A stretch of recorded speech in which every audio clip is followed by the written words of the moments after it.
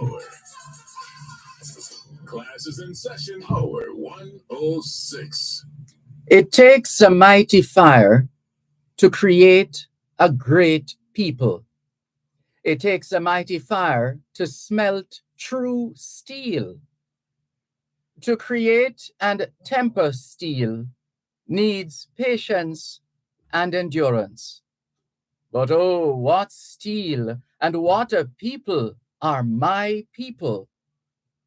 The mold is not yet made, perhaps, that can unite and make my people one.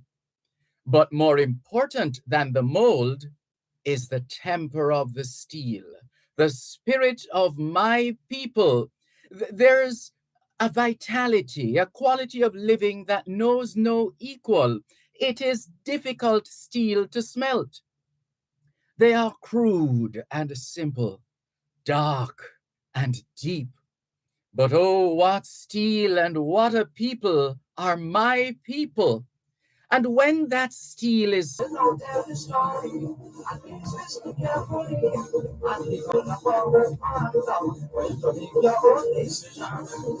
people was advised, everybody's happy. There's no more federation, no independence for the young and the old. Also for me and you, independence is great for the whole population, and your children. So I believe that if we try our best, it will be a great success. So let us live in unity, progress and prosperity. Sing it, Daddy.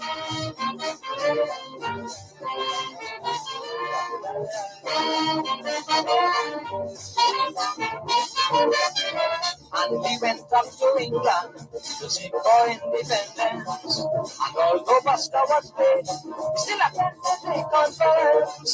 Although from two different parties, it was very good to see how these two politicians were shaking hands when they gained victory. Now independence is good for the young and the old, also for me and you. Yes, independence is great for the whole population, and your children. So I believe that if we try our best, it will be a great success. So let us live in unity, progress and prosperity. Let me hear you now.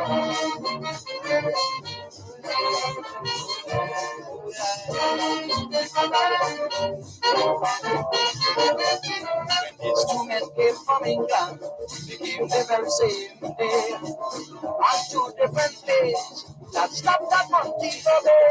They separated back down to Kingston, but still we are very pleased. For they got independence, so let's rejoice. To be the first in the question is, no independence is good for the young and the old. Also for me and you, independence is great for the whole population, and your children too. So I believe that if we try our best, it will be a great success. So let us live in unity.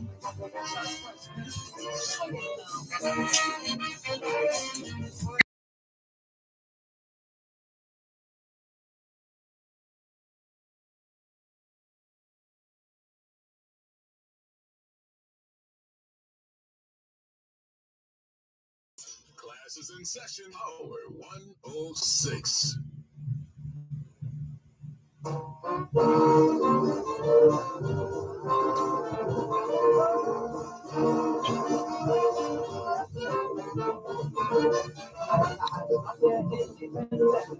And everyone is happy. So I will now tell the story. And please listen carefully. And take all the forward and down. To make your own decision. So the people was advised,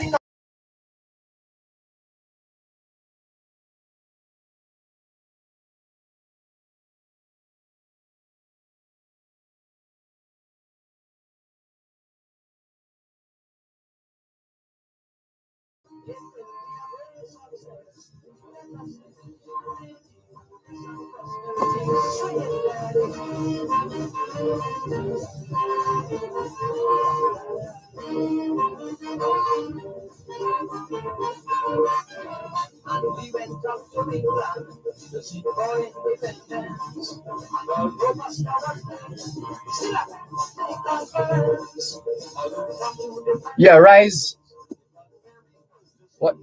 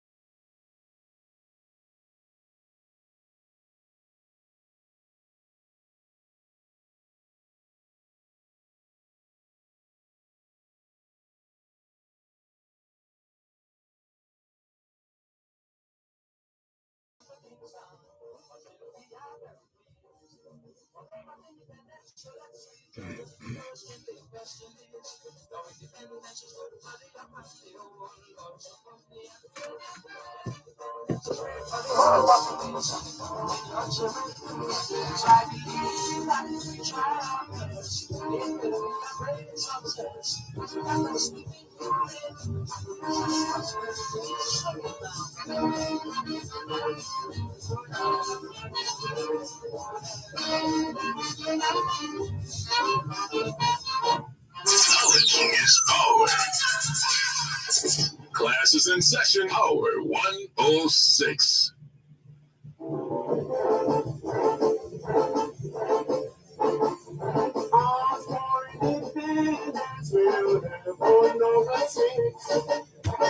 It's for the nation. It's gonna be. It's for democracy that we will sorry. It's for economic. It's been so will be. So rise and make a rise. And let us celebrate. Let's go get the flag. Independence fun is here.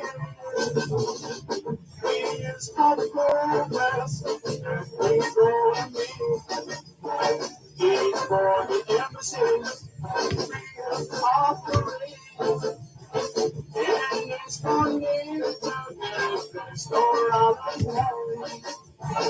He's gonna fight the laws that will down. So rise to make the rise, and let us celebrate. Let's go get the flag. Independence dawn is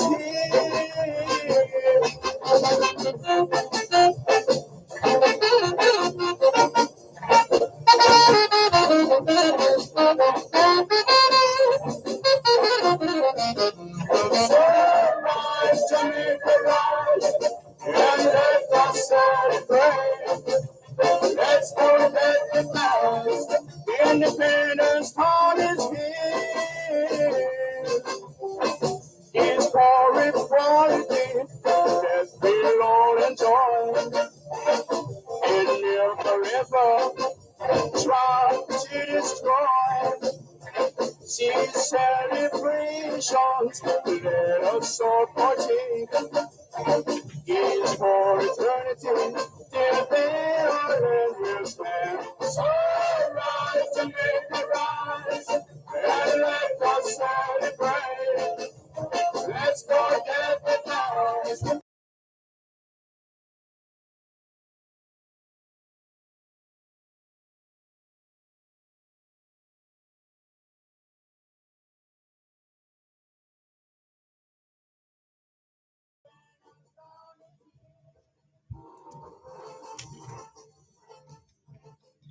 Auntie Joe, rise, Jamaica, rise. And before that, Lord Creator, Independence.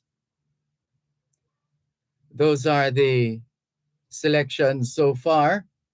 We'll see if we can play a couple more for you. And we started out this afternoon with the poetry of H.D. Carberry, a most compelling piece. It takes a mighty fire. In case you missed it, we'll repeat a bit of it for you after the break. You're listening to Power 106 FM. The time is now 2:15. It continues to be all smiles at Wellington Dental. We offer dental care for the entire family, including cleaning, thinning, whitening, and other dental services. There's wheelchair access and an exciting play area for the children. Wellington Dental, 57 Wellington Street, Spanish Town. Telephone 876-984-5482 or 876-749-3515. 20 feet. Just 20 feet. That can make the difference between life and death when you're operating equipment or doing construction on a GPS power line. Any closer, and you can cause severe damage or even death. Don't put your life on the line for that. For the sake of your loved ones, just follow this simple instruction and stay 20 feet away from JPS power lines when you're operating equipment or doing construction. Stay safe. Protect life and property. For assistance, call 1-888-225-5577. JPS, powering what matters. Our for independence will never know the states. It is for the nation we're gonna be. It's for democracy that makes us free. It's for economic independence, so will be. So rise to make a rise, and let us celebrate. Let's forget the past. Independence time is here. Here's for progress that we're gonna make. It's for the embassies we'll operate.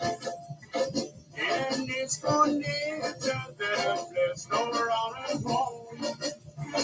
Please don't define the roads that lead on. So rise to make a rise, and let us celebrate. Let's forget the past. Independence time is here.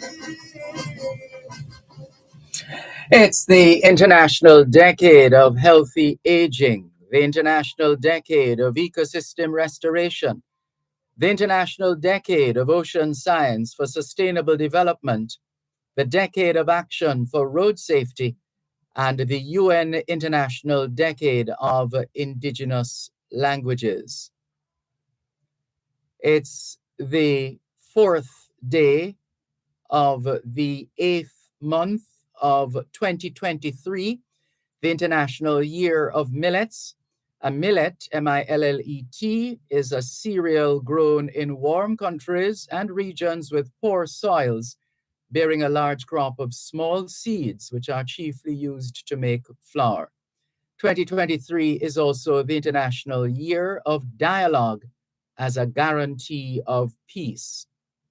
Put another way, it's the 4th day of the 3rd month of the 2023 North Atlantic hurricane season.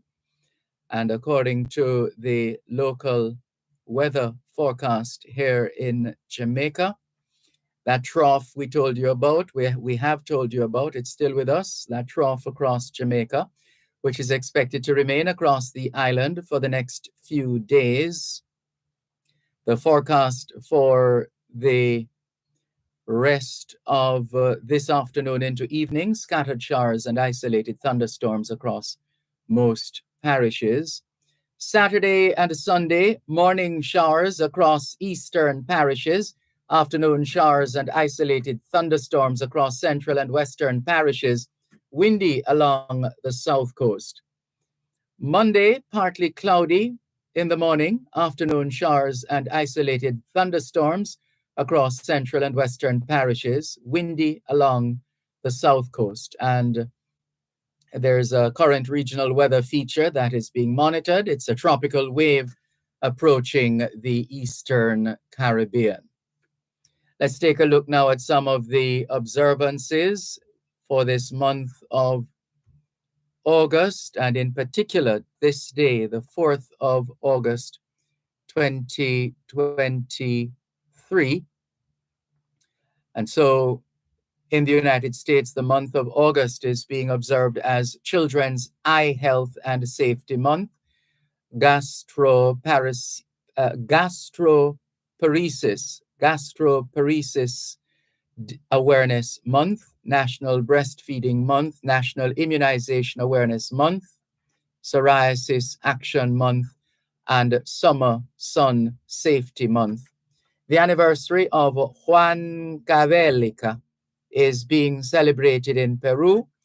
It's Coast Guard Day in the USA, Constitution Day in the Cook Islands, Revolution Day in Burkina Faso, and a Transfiguration Bank Holiday in El Salvador. Here in Jamaica, We're still marking Emancipendence.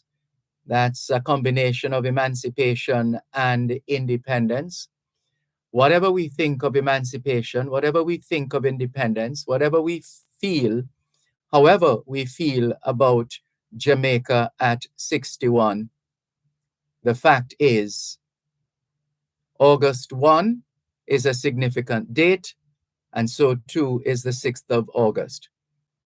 The first one is Emancipation Day, the other is Independence Day. Do whatever you wish with the information. It is what it is. Hoy es viernes el 4 de agosto 2023 y les saludamos en cualquier parte del mundo que nos están escuchando en este momento. Estamos muy agradecidos por el don de la vida y el privilegio de servirles en otra edición de su programa Both Sides of the Story, ambos lados de la historia. Nunca vamos a tomar su audiencia por sentado, porque sabemos que ustedes tienen otras opciones. Y esta es la razón por la cual jamás olvidamos darle las gracias por elegir Both Sides of the Story, ambos lados de la historia.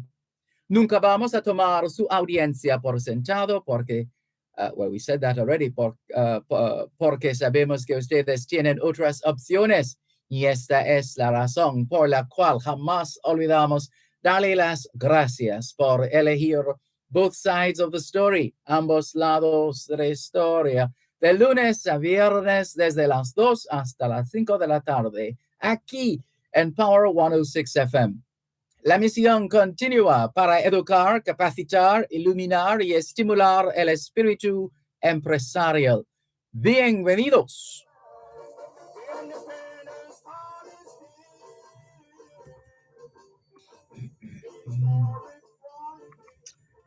C'est vendredi le 4 août 2023 et nous vous saluons tous qui nous écoutez où que vous soyez dans le monde. Nous sommes reconnaissants du don de la vie ainsi que du privilège d'être à votre service par une nouvelle édition de votre programme Both Sides of the Story, le pour et le contre. Nous ne considérons pas votre fidélité comme elle nous soit parce que nous savons que vous avez l'embarras du choix. C'est pourquoi nous n'oublions jamais de vous remercier de choisir d'écouter Both Sides of the Story, le pour et le contre, du lundi au vendredi de 2h à 5h de l'après-midi sur notre antenne Power 106 FM. Nous continuons notre mission d'éduquer, d'habiliter, d'éclairer et d'encourager l'esprit d'entreprise. Bienvenue.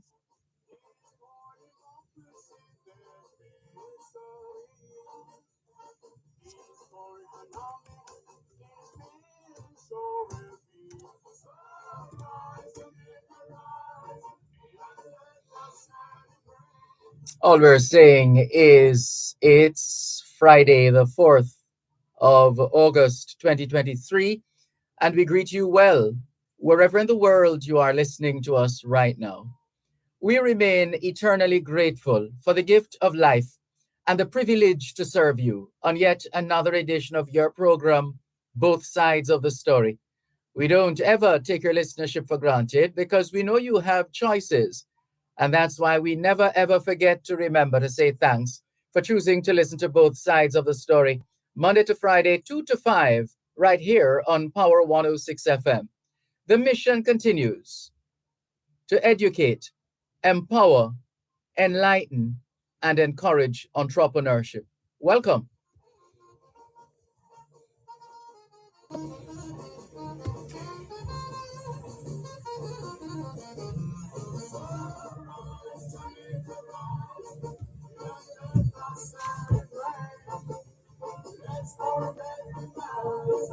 Independence party is here. It's for equality that we're all enjoying. And America tries to destroy sincerity. A soul for me is for eternity. Dear baby, so rise and rise. Let us shine bright. Let's forget the clouds. Independence now is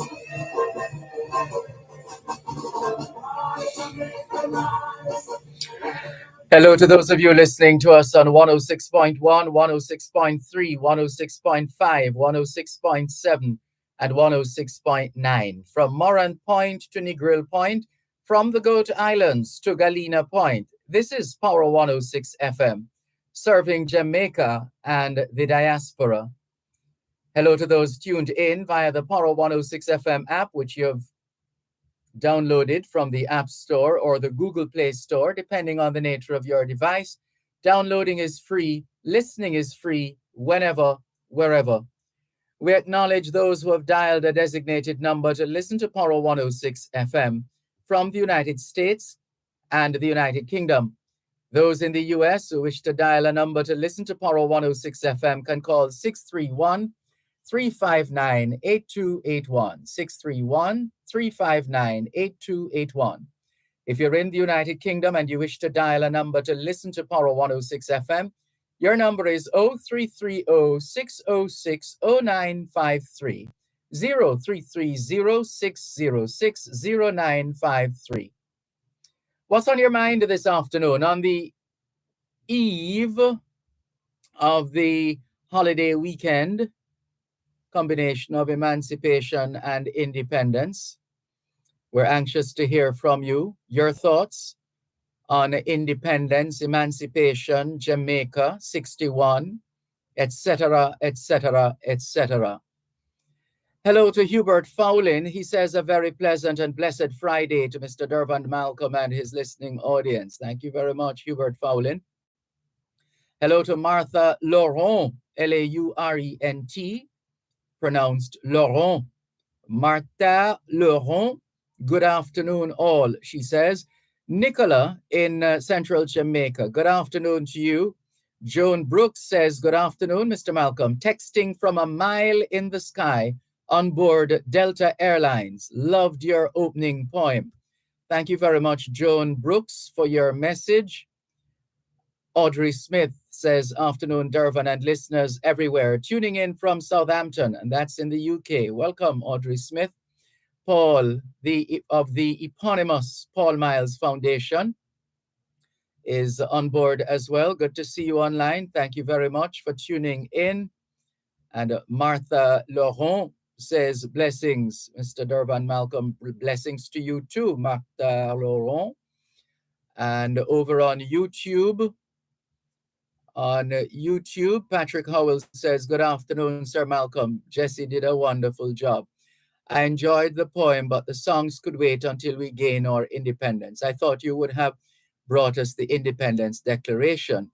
I celebrate Emancipation Day, and I don't celebrate independence from I was in primary school in the 70s. It's time we set history right. If we had done things correct, we would be over 60. We are not even one, says Patrick Howell. He goes on to say, I was with some children who just sat their PEP exam, and a few children said that they are a bit confused with the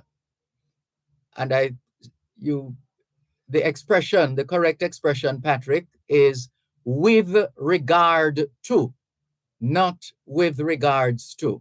You can say warm regards, warmest regards, kind regards, but with regard to. With regard to. So you're saying that you were with some PEP students. A few of them said they were a bit confused with regard to our independence. They said they celebrate independence when we, I think you mean now to say when we don't. When we are not independent. I see what you mean. All right. Thank you very much for your thoughts. Let's take the break and come back. You're listening to Power 106 FM. The time is now 2:30. Tune in to Farm Talk every second and third Tuesday of each month at 6:18 a.m. for the feature Hypro Food Independence. Hypro Food Independence will focus on solutions for farmers, such as land, animal husbandry, agronomy, and more. That's Hypro Food Independence, every second and third Tuesday from 6:18 to 6:30 a.m. during Farm Talk, only on Power 106 FM. Hypro Food Independence is sponsored by Hypro. Let's forget the past. Independence Dawn is here. Rise and make the rise, and let us celebrate.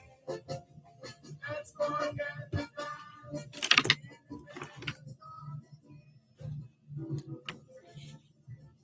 Thanks a lot for staying with us here on your program, both sides of the story, Poro 106 FM. I'm Dervan Malcolm, and we're encouraging your participation. The lines are open 876 922 4112 to 5, 876 922 4112 to 5. Text line, same as the WhatsApp number, which means you can not only send us your text messages, your WhatsApp messages, your voice notes, but you can call us on WhatsApp as well, 876 365 3346.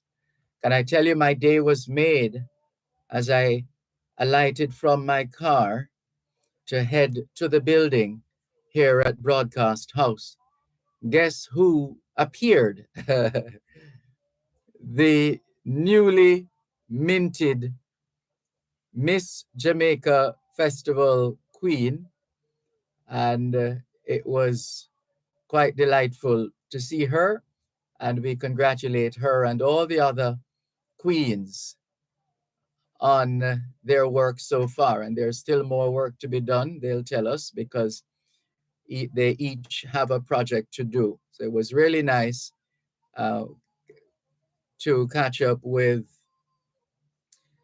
the queen, the Miss Jamaica Festival Queen, and it was also nice to see, always nice to see Roxine Nickel as she continues to play her part as well behind the scenes. But it's quite a special, it was quite a special moment, a good surprise. Thank you very much. Reminds me of, well, we'll talk some more a little later on. In the meantime, let's continue with more on your program, Both Sides of the Story, Poro 106 FM. And Patrick Howell says, thanks for the correction, Dervan. I was rushing, bro. We understand the vagaries of communicating on social media, especially when you're trying to hastily get out a message.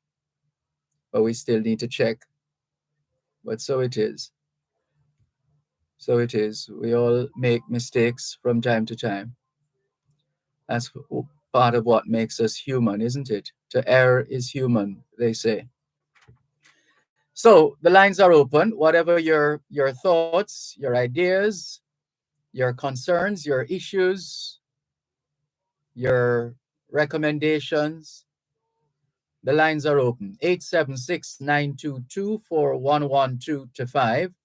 That's 876-922-4112 to 5. Text line, same as the WhatsApp number, which means you can not only send us your text messages, your WhatsApp messages, your voice notes, but you can call us on WhatsApp as well, 876 365 3346. 876 365 3346.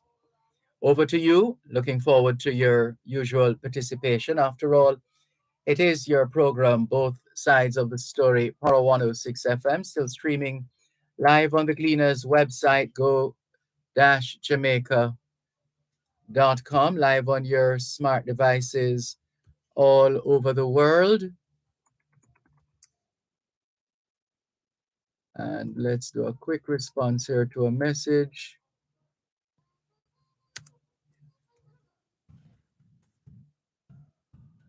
Right. So let's go to bit of information here and share with you in just a moment. You know how it is when you go for one bit of information and then you get a flood of information.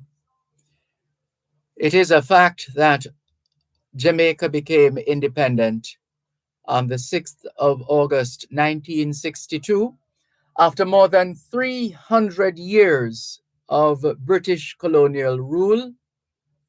It was the first sovereign English-speaking country in the Caribbean and a triumph of Black sovereignty and nationalism. Jamaica adopted a constitution that retained the British monarch as the head of state and guaranteed the freedom, rights, and privileges of its citizens. Jamaica also joined the Commonwealth and the International Monetary Fund.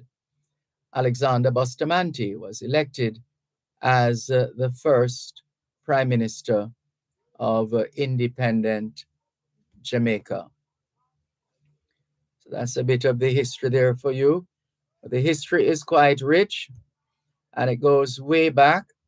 The history of Jamaica is a rich and vibrant one, which inspires us, according to the Jamaica Information Service, JIS, to move forward as a nation.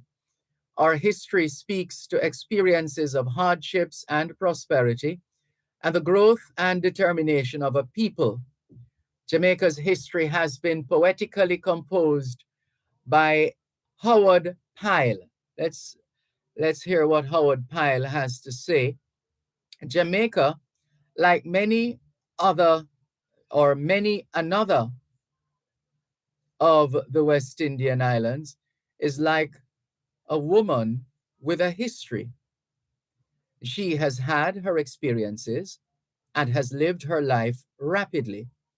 She has enjoyed a fever of prosperity, founded upon those incalculable treasures poured into her lap by the old-time buccaneer pirates. She has suffered earthquake, famine, pestilence, fire, and death, and she has been the home of cruel, merciless slavery, hardly second to that practiced by the Spaniards themselves. Other countries have taken centuries to grow from their primitive life through the flower and fruit of prosperity into the seed time of picturesque decrepitude. Jamaica has lived through it all in a few years.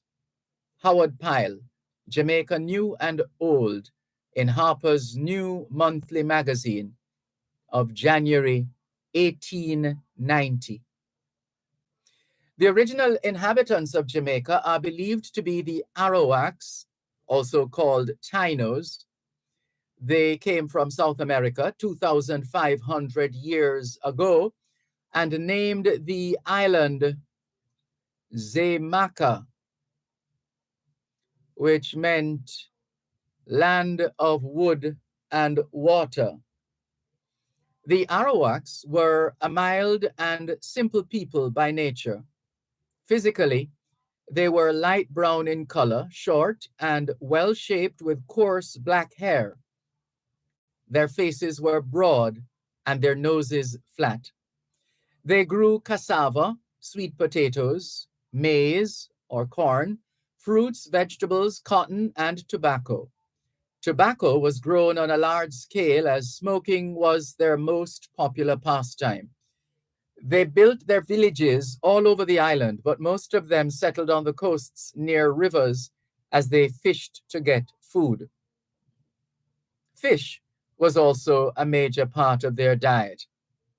The Arawaks led quiet and peaceful lives until they were destroyed by the Spaniards some years after Christopher Columbus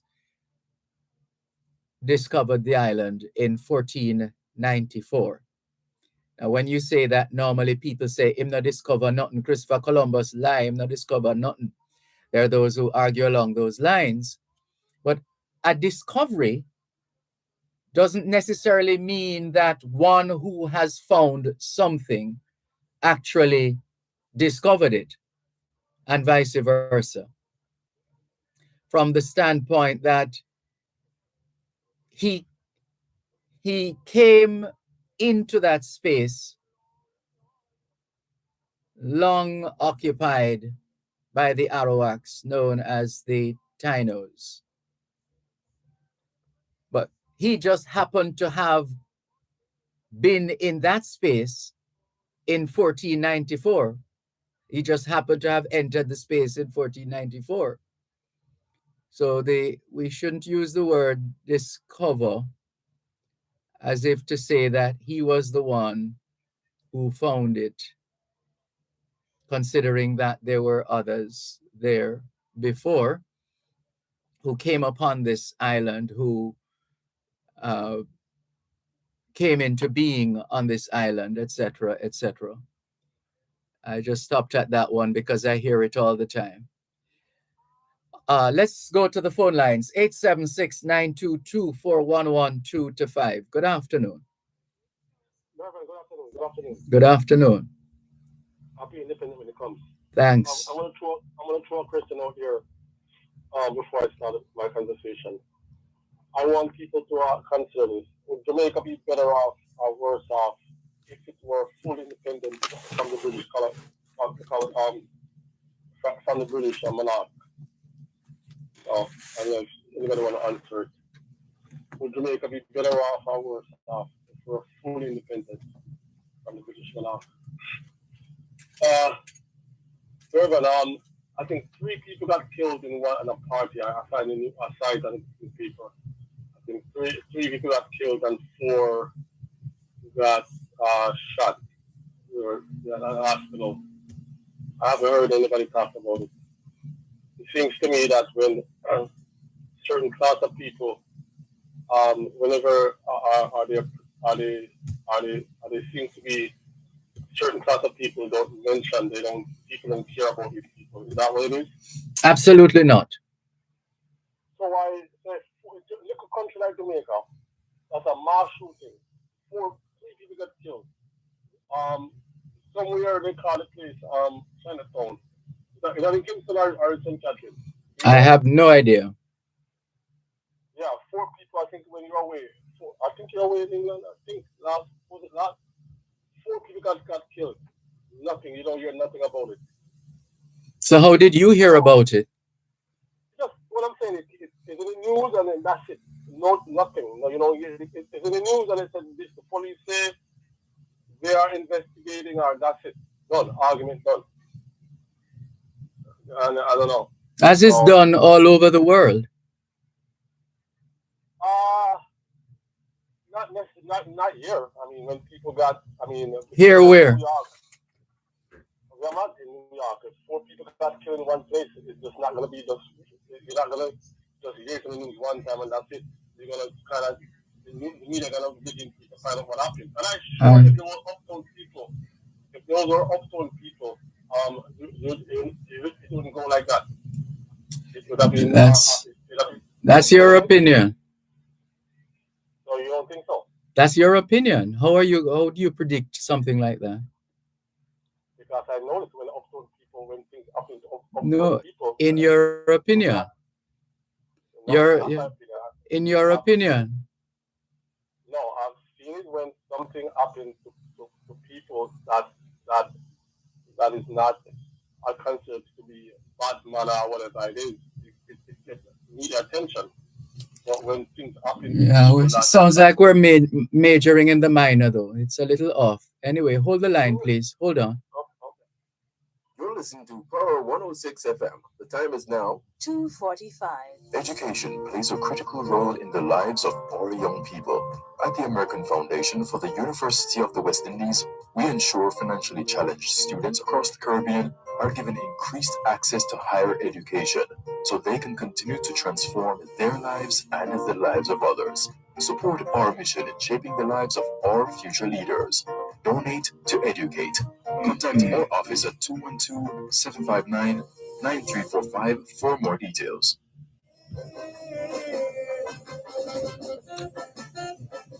Thanks for holding. So, what do you hope to achieve by following your line of reasoning that when, as tragic and sad as it is, when we lose any life at all, as tragic as it is, what what do you expect to come from a situation where the newscasts round the clock just keep repeating the same stories?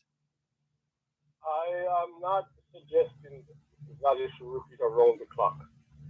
I would expect to hear from maybe the Commissioner of Police, maybe from the community We of, have from time to time when there are, and it usually has to do with instances where there are certain volatile areas, there's a gang war or some similar act that is taking place. The commissioner usually gets involved at that level as opposed to yielding to his deputy in charge of crime. And they sometimes tour the area as well to get an understanding of what happened, to by being on the ground, interacting with the people, etc. There are those of us who are news junkies, and it's because of the nature of the work that we do. We have to be news junkies. So we we have seen and heard this so many times in terms of what happens, what the commissioner does, what the person in charge of crime does, what the area, the particular area of command, what they usually do in instances where their area is impacted, etc. It's people are doing things. The police will always tell us that they are investigating, which is their job. Their job is to investigate. Now, beyond that, I can't imagine what else you would want to see done as and making that connection with the news and uptown and downtown. this again, Dervan. Again, that's my observation, and it's not only Jamaica only, by the way. So don't want to think it's in Jamaica only. It's probably more prevalent in Jamaica. But I just think that if three people get killed in one place, and then I think four got shot. 3 people were killed. Yeah. I mean, it happened at a party. Some party was going on, and people Was got that killed. a legal party or an illegal party? Regardless, again, they didn't say. So regardless of legal or not, three people got killed. No, we're trying to get an idea of what what kind of information, because you seem to be following this one. So based on what you have been doing, following the story, I'm trying to get an understanding from you as to the elements reported in the story as to who, what, when, where, why, how, etc. Well, let me pull up again. I don't remember these things off the top of my head. It said that three people got killed. So it doesn't make sense repeating the newscast to you then, because you're not going to remember it. Well, again, I'm not going to remember the details. I'm not going to remember the details. But it said three people shot and killed and four injured at a party in Rockford. Okay. Now, the point again I was making to you is that I think if three people got killed in one place and four people got hurt, these people are family. They have relatives. And it shouldn't have to be multiples. Anybody, any person at all, the loss of any life at all is to be regretted. I agree. Totally agree on that. But when you have seven people, three and four, okay, if you have seven people got shot and three got killed, to me that's a tragedy that is, like three, four, five, whatever, and we don't know the extent of the other four people got hurt. And I'm just saying, okay, the media just put in the paper and nothing after that. No, that's not true. That's not true. That's your no. That's your position is fundamentally flawed. unless you can present to us data that to back up what you're saying.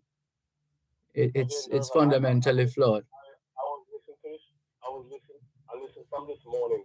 This program. I don't think maybe other station maybe carried it more intensively, but at Paul 106 have not carried it in the manner it should have been carried. That's my point. Not even Power 106 FM is not in charge of the news that you hear within the RGR Gleaner Communications Group. It originates out of the newsroom, and that's not. Power 106 carries the news as fed to it. Well, I don't work in the media. Houses are in the media house to know how they get their news or not. But all I'm saying to you is that if 7 people got shot, right? Okay, 3 died. Okay, for a small country like Jamaica, it's something that would need to be very troublesome. And I think the media needs to, not the media only, but the government needs to come out as the member of parliament. I mean, all I'm saying. But this is what I'm saying. All of these things are done. The MPs, the police commissioner, the area commander, etc. It's standard procedure. It's standard procedure. Have you heard them?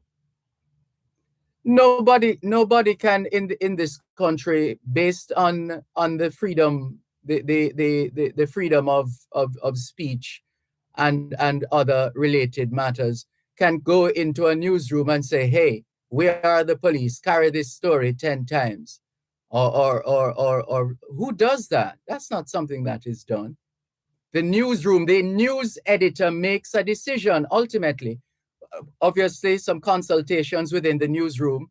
And as someone who has worked in a newsroom, who has been in charge of a newsroom as executive producer, etc., I am familiar with how they arrive at these positions. No, Papa, 1 second. So, okay, you're in the media on business, right? Okay, I'm pretty sure you read the paper. I'm pretty sure you follow what's going on in the media, right? You have a talk show. You don't find that troubling for this to happen yesterday? I think sometime yesterday at 10 o'clock. Whenever it happened, if it happened 1,000 years ago, it's regrettable. It's sad. And we commiserate with those who have lost loved ones over these many decades, etc. I mean, who celebrates at something like that? That's not a celebration. Who's talking about celebration? I'm not talking about celebration. I'm not saying you said it, but I'm just making the point. I'm saying it to make the point. You're making it seem as if this is something that you celebrate by virtue of how you're putting it. No, I would like for this not to happen again. So how is that to happen again with like our elected leaders, the churches, maybe the community leaders. Been there, done that, bought the T-shirt. Okay. That's the point I'm making. Okay, so I guess the point I was making though, before you interject, if this happened yesterday, where 3 people got killed, 4 got shot on Earth, and you haven't heard anything about it, you don't think that's troubling? You were talking about last week when I was off the island. Wasn't that the period you were referring to? No, that's 4 who got killed somewhere in a place called Chinatown. I'm not sure what parish. I think it was somewhere in Kingston, St. Catherine, Chinatown. This happened last night. This what happened last night? Where the people got shot at a party, where 3 people got killed and 4 got hurt. Mm-hmm. It happened last night. Uh-huh.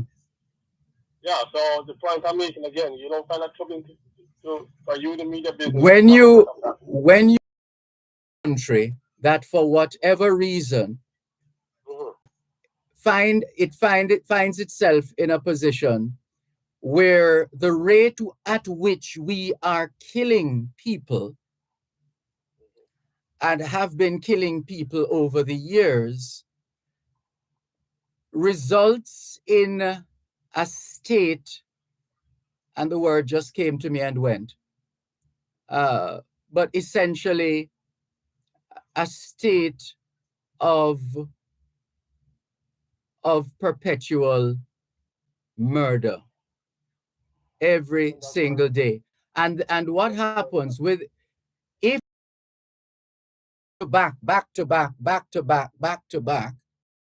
stop, because it happens every single day, then after a while people become immune, people become numb, and then it becomes like just another day. Now, that didn't start yesterday, last week, 20 years ago, 5 years ago. It's been going on for a long time. And the more we know we get, the worse we're gonna get, because unfortunately, people gonna just think it's normal. If you look at community that people throw garbage the United States of America is what, 240 something years old, and they're pretty much still there. We're 61. The point you understand the point I'm making? The point I'm making is that, of course, a younger country or a smaller country, you're gonna have problems. However, though, it doesn't mean that it has to continue. It doesn't mean it has to happen. But who would want it to continue? Well, that's my point. The point again I'm making is that, I hear it all the time that it happened here also. But if you look at the context that the United States is a very large country, when it comes to landmass, much more larger than Jamaica. Then you have the fact that you have a lot more population. It's just a lot more. For a small country like Jamaica, for this to be happening, and then within a week you have two mass shootings. It's very sad, very sad, and very troubling. And that's what I was just trying to get at. I just want one more point I want to make. Jesse brought something yesterday, the day before. When you were coming in, it was talking about if people over here knows about or celebrate Emancipation Day, and I think I've called it, but I've gotten off the phone before the question came up, and I find most people over here don't. They probably don't forget about it, or they don't remember. I have to remember a couple of people about it. A couple of people that is Emancipation in Jamaica. Remember people about what? That was Emancipation Day.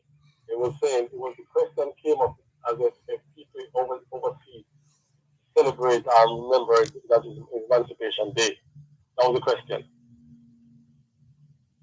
You understand where I'm coming from? You understand the question? Or you understand? And so what? Well, people are just concerned. Somebody throw the question out there. If anybody can comment on it, that people from over like in the diaspora can comment on it, if people celebrate or remember Emancipation Day. I think that was the question that somebody was asking. Yeah, and you might have some saying yes and others saying no for various reasons. Right, and I'm just saying, from my observation, a lot of people do not. There's kind of one. I know most people remember Independence Day, but a lot of people don't really remember, from my observation, in Emancipation Day. And that's for good reason. It's based on when the country started to observe the 1st of August. It wasn't always observed. Hold a moment, please. Contractors, developers, and small builders. Contact Coast to Coast Group of Companies for high-quality concrete products. The time by Coast to Coast Group of Companies is 3 o'clock. Independence sure will be. So rise, Jamaica, rise, and let us celebrate. Let's forget the past. Independence time is here. Thanks for holding. I'm going to be quick here. What year they would start observing Emancipation Day? Don't remember the year now, but it's something that you can Google, Emancipation Day, Jamaica, or something like that. It will come up. Okay. Yeah, I'm for one. I don't mind these days. Like here we just had Juneteenth, when slaves were actually free. The holiday. I don't mind this holiday, but I think when we use them wisely to teach like children the meaning of these days and teach them its history and observe them in a way that is meaningful, I think it's a good thing. But if you use them as a day to party and just drink and shopping, I just think it's not meaningful. Well, people, if you give people a holiday, they're going to use it however they please. No, I understand that. What I'm just saying. That's my opinion. That's the way. To me, that's the way it becomes meaningful. If you use it to a teaching moment and to celebrate in a way where it can be a day, a day of positivity. I think it's a good thing. Of course, it's a good thing. Anyhow, let me just say condolences. And before you go on, for what it's worth, Emancipation Day was officially introduced as a public holiday in Jamaica in 1893. It was replaced by Independence Day, then observed on the first Monday in August.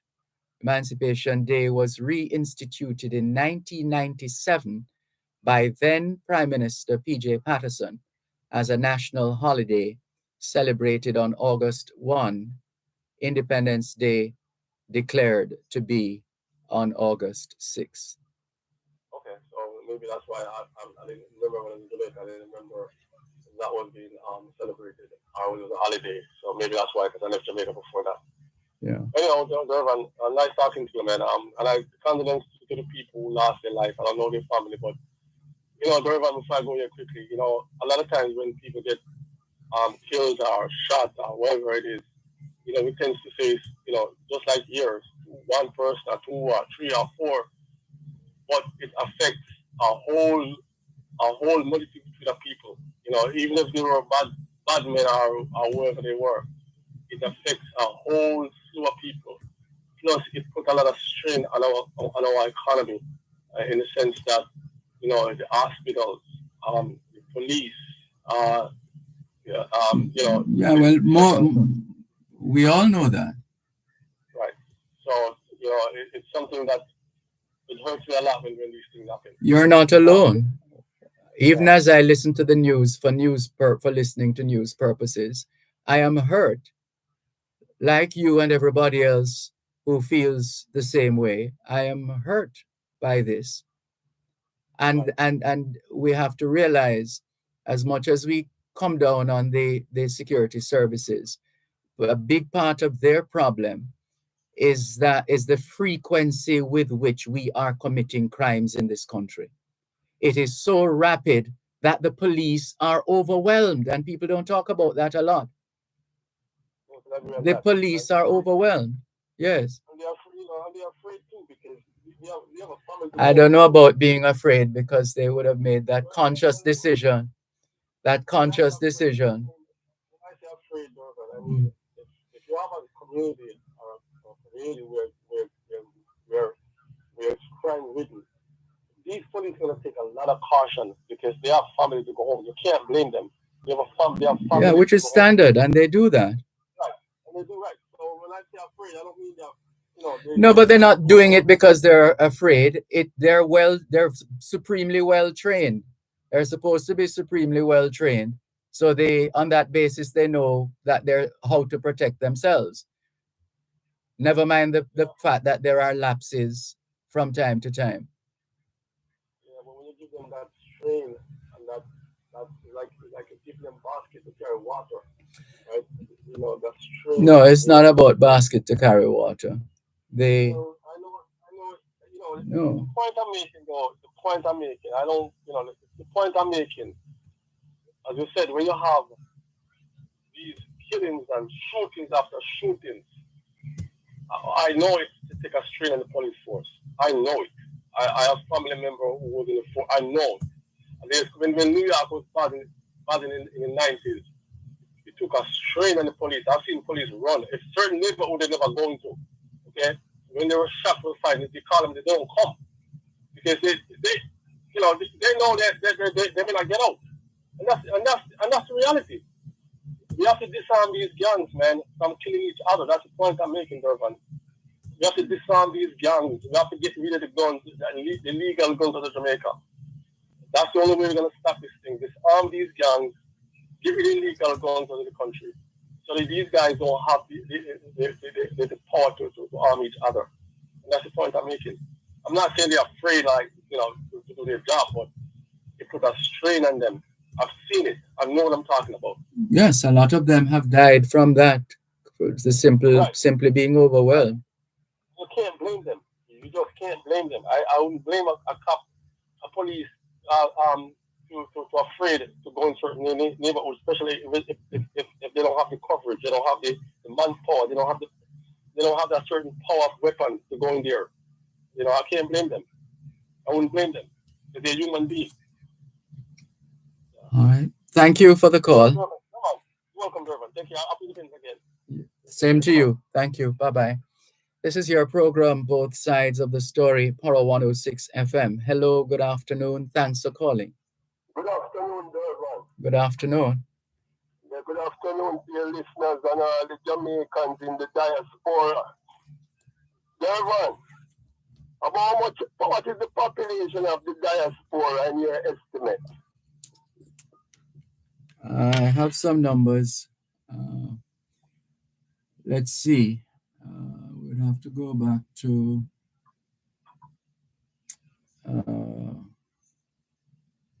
where is it?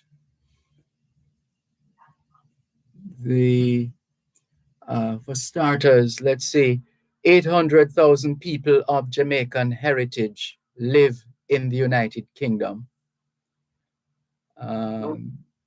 That's 800,000 people of Jamaican heritage live in the United Kingdom. 800,000 people of Jamaican heritage live in the UK. Yes. Dervan, you know that when slavery was abolished in 1834, our plantation owners in Jamaica said that they want 4 more years in order to satisfy their payment for each slave that coming off their plantation. And they called it the period of apprenticeship. And they didn't release the slave until 1838. And you know approximately how much registered slave was in Jamaica at that time?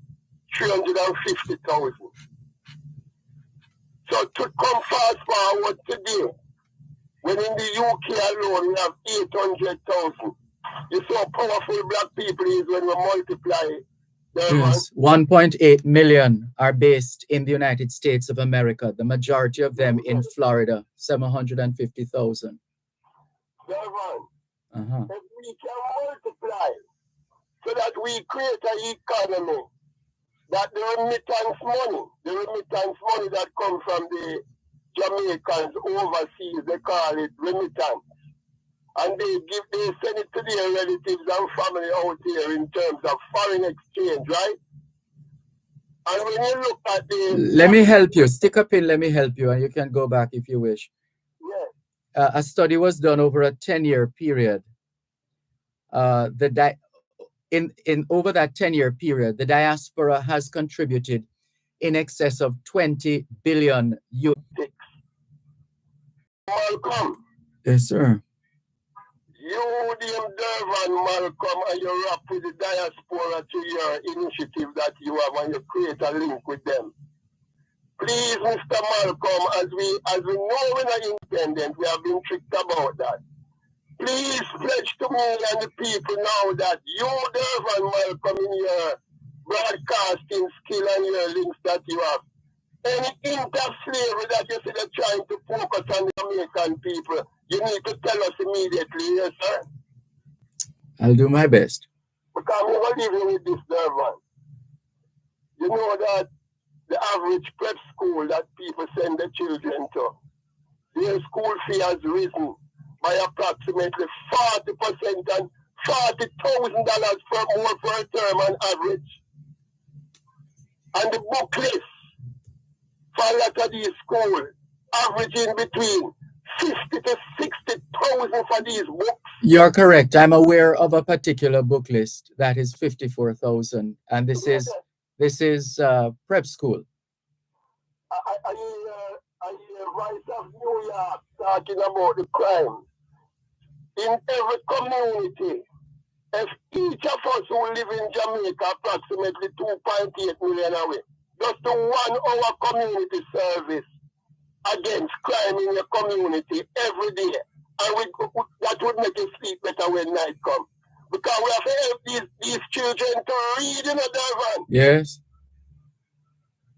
How important is reading, Dervan, as a student of the university, studying their languages? How important is reading? Reading is everything, actually. Dervan, no, when you're reading and you're calling the word, if you don't understand the word, you're not reading, sir. That's true. That's true, and that's sadly it's that's the level at which too many of our children find themselves. That's what I said. Yes. When they're reading and you say, do you know what this word means? They can't tell you the word. Right? Recently, the American government is now telling the people that there's UFO. You hear about it? Yes. And a lot of experts in Europe is telling... One moment, please. You're listening to Power 106 FM. The time is now 3:15. 20 feet. Just 20 feet. That can make the difference between life and death when you're operating equipment or doing construction on a GPS power line. Any closer, and you can cause severe damage or even death. You put your life on the line for that. For the sake of your loved ones, just follow this simple instruction and stay 20 feet away from GPS power lines when you're operating equipment or doing construction. Stay safe. Protect life and property. For assistance, call 1-888-225-5577. JPS, powering what matters. Advertisers, reach more, spend less in the Star 3 for 2 summer sale. Contact your Greener representative today or call 876-932-6020. The Star, the people paper.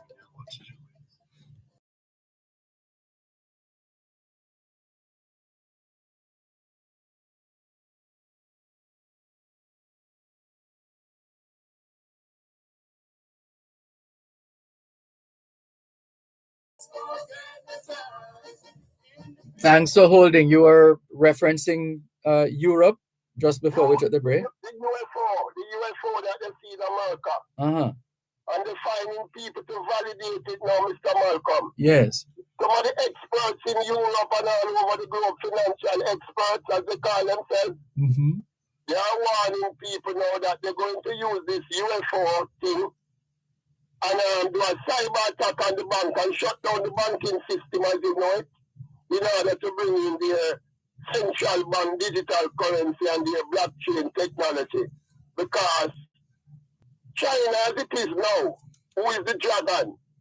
You can't go into any marketplace now in China and use paper money. You have to use your phone and transfer money. And the government know everything about the transaction because that's how they're taxing. And the Chinese economy, it is not doing well as it ought to, right? But they are heading this AI technology. And with the Americans losing the war, the NATO losing the war to the bear, who is Russia. And West Africa is now going into war because they're joining the war. People must look out, just make sure they protect the savings in the bank because something going to affect all banking system across the world. So we have to put that out there, Mr. Malcolm. Well, I have no information on it, but so I can't swear for that. And they are saying that digital currency, the degree to which it's going to invade your privacy and all your financial transactions, it is slavery. That's what the experts. Well, our privacy has long been breached. Thank you, sir. And you think if they breach it any further, it might lead to some mental and physical slavery? Because the needs is coming in. That depends on those who are exposed to that kind of indoctrination. calling on all of the Jamaicans out there, like my mother who reached 80-year-old. Please make sure your grandchildren and some neighbors, some good family and good friends help you to learn the technology, how to pay a bill online and all of these things. Because at the rate things is going, a lot of the institutions have to just follow suit with the digital currency. Dervan, you know that I have a brother, I say, Detective Sergeant Desmond Carter. He got 17 bullets from 4 different guns one night in Spanish Town. I hear what him tell me one day. Why them kill him? He said, never, I am on a drugs case in half a tree. And I've been warned by my fellow police squaddies to be careful because the gang that I'm up against is very dangerous. And one day they call him in his car and ask him where he wants to die. If he wants to die at home in front of his children or on the road. And you what him tell me, the gunmen them who call him for. Gunshot fit any man. And they give him 17 shots in a Spanish Town. And every time the anniversary come around, Dervan, remember one policeman, Shields, Assistant Commissioner, Mr. Shields, he was the only policeman who called my mother every time and update her on the case. And from Mr. Shields leave the force, no other call to my mother until I hear the conviction of all of these men in the Klansman case that conclude. Dervan Malcolm, may your food basket never empty, and we really appreciate you here, Mr. Malcolm.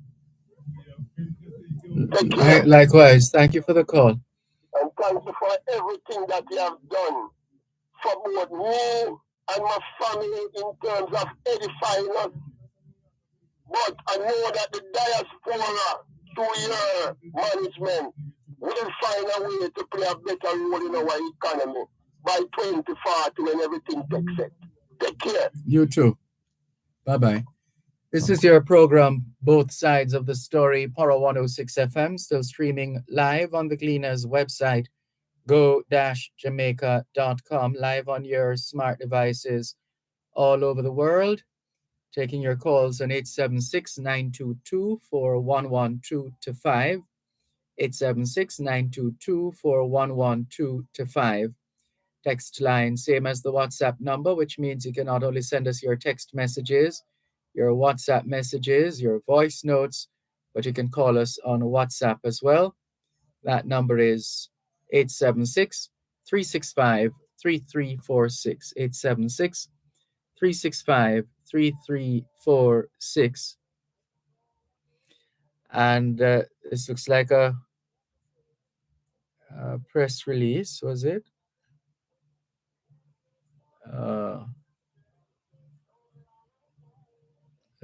That all. What's the time on this? 1:30 on the 4th of August, 2023. The U.S. Embassy expresses its support and stands with Jamaica's LGBTQI+ community in marking #PrideJA 2023. All people deserve the opportunity to safely celebrate their identity and enjoy equal respect for their basic rights. And this is a post, from all indications, coming from the official Twitter account of the United States Embassy in Jamaica. Velta Wilson, good afternoon to you. She says, good afternoon, Mr. Malcolm and listeners. Good afternoon, Velta Wilson. Angelia Christian says, good afternoon. In Jamaica, night in England. And let's see. Angelia Christian, thank you very much for keeping in touch. Good to see you online. Over on YouTube, Millicent Morris says, blessings and love, doing great, 100. Thank you, Millicent, for connecting with us. I believe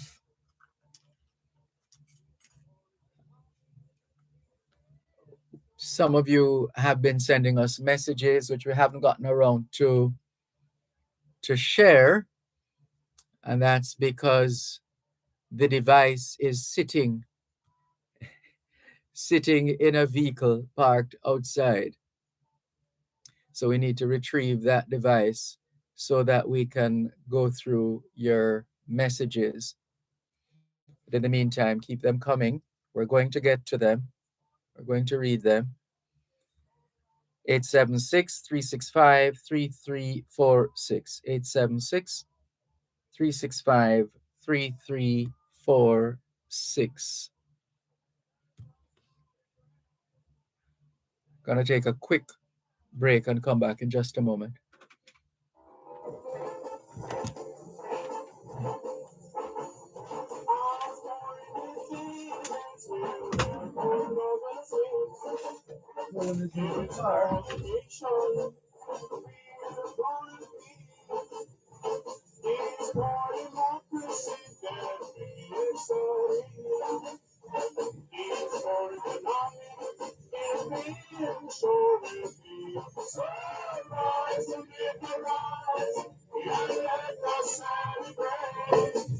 Let's forget the past. Independence is here. It's for progress that we go and make. It's for the emphasis we're offering. And it's for nature that there's no right way. Please don't divide the lost that there is none. So rise and live the rise, and let the is for progress that we make. It's for the emphasis we're offering. And it's for nature that there's no right. Thanks a lot for staying with us here on the program, both sides of the story. Poro 106 FM. I'm Dervan Malcolm. Faye Weller says, blessed afternoon, Mr. Dervan and faithful listeners. I'm here listening.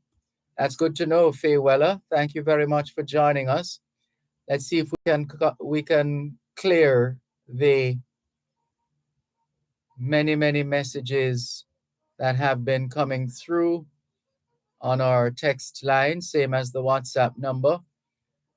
So overwhelming that the device has frozen. I think it's loosening up a bit now. So let's see if we can clear these messages that you've been sending on WhatsApp as well as on the text line, which is the same as the WhatsApp number.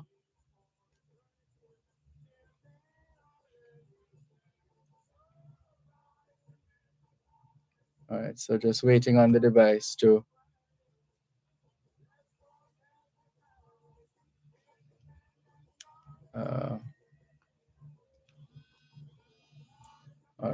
all right, it's going on with just making sure that all the messages are downloaded.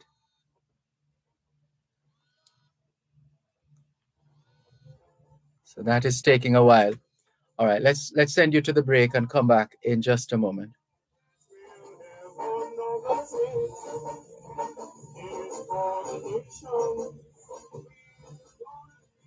Help us protect Jamaica's borders. Tell us about any illegal guns coming through customs controlled areas. Call Crime Stop at 311. The time by the Jamaica Customs Agency is 3:30.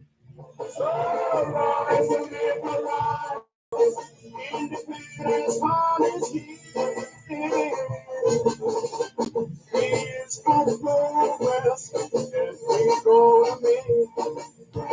It's for the emphasis we're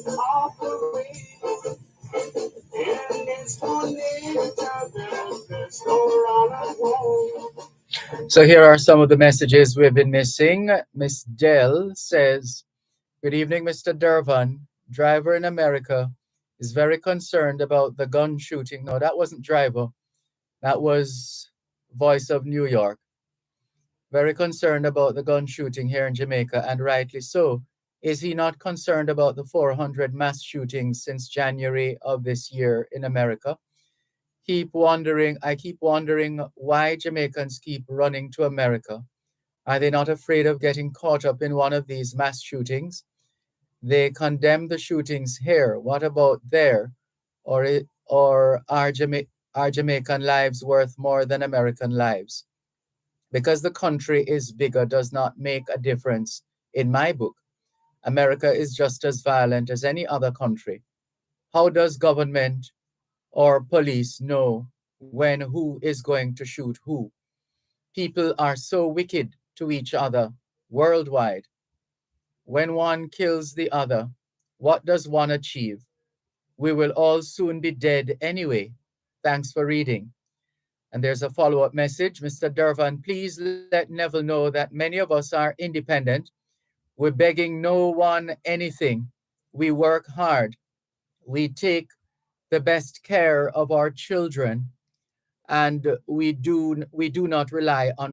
Let's once again 876-922-4112 to 5. 876-922-4112 to 5.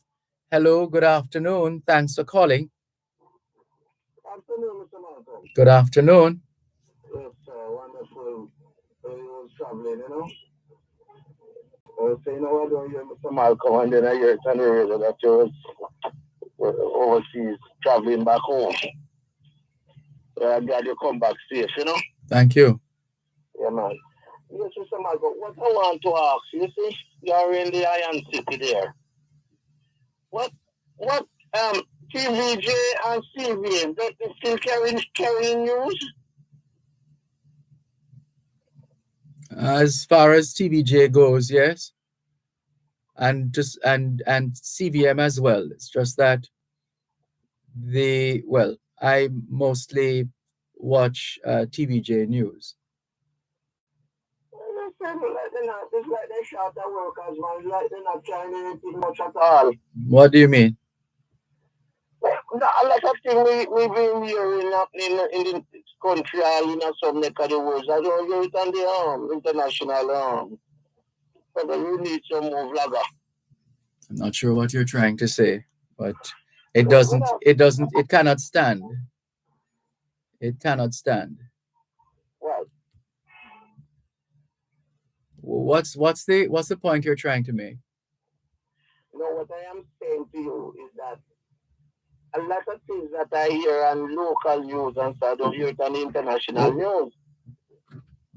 What? So I don't know if they need workers or what. Because I look forward to CVM and TVG as an original newscaster. Yeah, they're still carrying the news, and they're carrying what is in the news, local and overseas. That hasn't changed. But it's not much. Watch the news later, and if it's not much, they say, there's a saying that says no news is good news. But anyway, the news, if it's just a reflection of what is happening or not happening, maybe it's one of those news days when things are relatively quiet. We mustn't feel too bad when we find ourselves in a situation where we think we should get some more information, because we normally have a whole heap of news. Because you see right now, I tell you, things is not level. Things. When have things ever been level? Well, in the earlier days, you see. How early? About 30 years ago, right? Things was a bit. Well, I'm talking about. That's just about the time I started broadcasting, approximately 30 years ago, going right. 31. The kids that we have in this country now, you see? We not saying them there, but they never so much at all. The what? The plague. What plague? The crime and violence that we call plague. Oh. Even if it was here, it wasn't so much at all, Mr. Malcolm. And what I'm saying is that things is not running good, and I would love these newscasts like CVM and TVJ to get a helicopter and them can go up in the air and check out everything and make you know, because recently I was going to a certain place and to be honest with you, I couldn't pass a certain area, I have to turn back. I'm sorry, I'm not, I just can't allow this one to pass. It's something we need to watch in our everyday speech when we get to the point where we say, let me be honest with you. Now, on the face of it, that's a good thing, except that, are we to think that you have been dishonest with us? Oh, me? All right, sorry. Well, we used to hang out at a certain place when I finish work and play a few dominoes and we gather and talk. We can't do that no more. That's been the case for a very long time. It doesn't seem to be, the end is not yet in sight, apparently. So what is the cause of this plague in the country, Mr. Malcolm? What people, man. The heart of man is desperately wicked. So what is man to be mindful of? Man must be mindful of man. Man is like a grass. How so? And you can't buy your way to God. What is wrong, sir? What do you mean by man is like grass? They green today and dry tomorrow.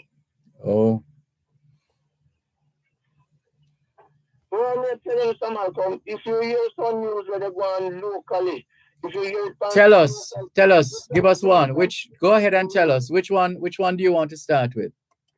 No, me just say, when we hear them, we just say to myself, if I see in Jamaica, when me know, I go on so. Because, to be honest with you, there you go again. You try and cut that out of your vocabulary. To be honest with you, it suggests that you have. You know, I pretty up nothing. Because I'm going to tell you something. Nowadays, but why do you need to say, to be honest with you? Why do you need to say that? Well, it's a saying. Oh. And you see this four language that put together, where we have to practice to talk and write, is a pain in the neck. To tell you that. But you made it. You went to school, didn't you? You got through school. But then put on us forcefully. We have to abide by it and go by it. The English language. Who says you had to? So when you know, Mr. Malcolm, you go to school like that. No, if you don't want to do that, go ahead and do whatever else you want to do and be prepared for the consequences that will flow from that. It's so hard. Nobody's ever said it was going to be easy. But I make remove away from that. If the plague make now out in this country, crime and violence, people can't even travel this space where they want to travel. What's your solution? Mr. Malcolm, to be honest with you. There you go again, to be honest with you. The mindset. I think we're going to have to have some mind change in this country. And it's only miracle it look like going to get that done. All right. People change around the world for miracle. Jamaica is a nice place, Mr. Malcolm, a country we live in, and we work and travel in the countryside. I'm going to tell you sometime, man, when you hear some of the local news, them 3-4 people in one day. You know, that not sound good at all. So what's the solution? The solution is to stop it. How do we get them to stop? Well, I think the government going to have to start send out some people to sensitize people to live good. You know, from the there's a campaign on that has been running for a little while. Jamaica Live Good campaign. It's been running for a while. I want to hear some of it in the town cry. Drive round. Go to the primary school, the basic school, and teach little young ones them to love each other. Because something must wrong, man. We I don't know. Let's tell you the truth. me just feel tired. And when you look at the professional people and the quarreling one another and thing, it just sound away, but maybe I'll say go. Well, so Come it here not is. to hurt any flesh, man. All right, look at the time. We have to go to the break. So, Mr. Malcolm, just see the best you can do by telling the government to send around some town cries to sensitize these people to leave wrongdoing and do what is right and love each other here, sir. Well, you just did it yourself. Thanks for the call. Take care.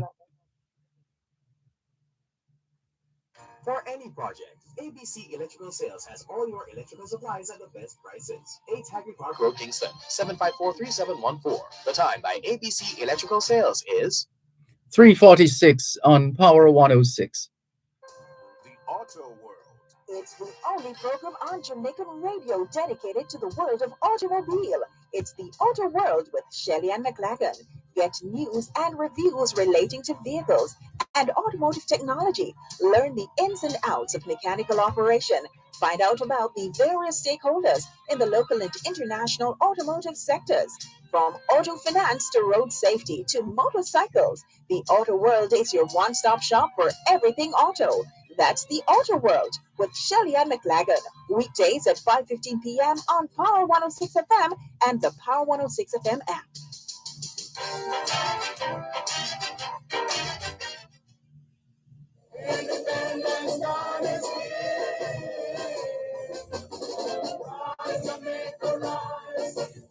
Thanks a lot for staying with us here on your program, Both Sides of the Story, Power 106 FM, still streaming live on the Gleaners website, go-jamaica.com, live on your smart devices all over the world, taking your calls on 876-922-4112-5, 876-922-4112-5, text line, same as the WhatsApp number, which means you can not only send us your text messages, your WhatsApp messages, your voice notes, but you can call us on WhatsApp as well. That number is 876-365-3346, 876-365-3346.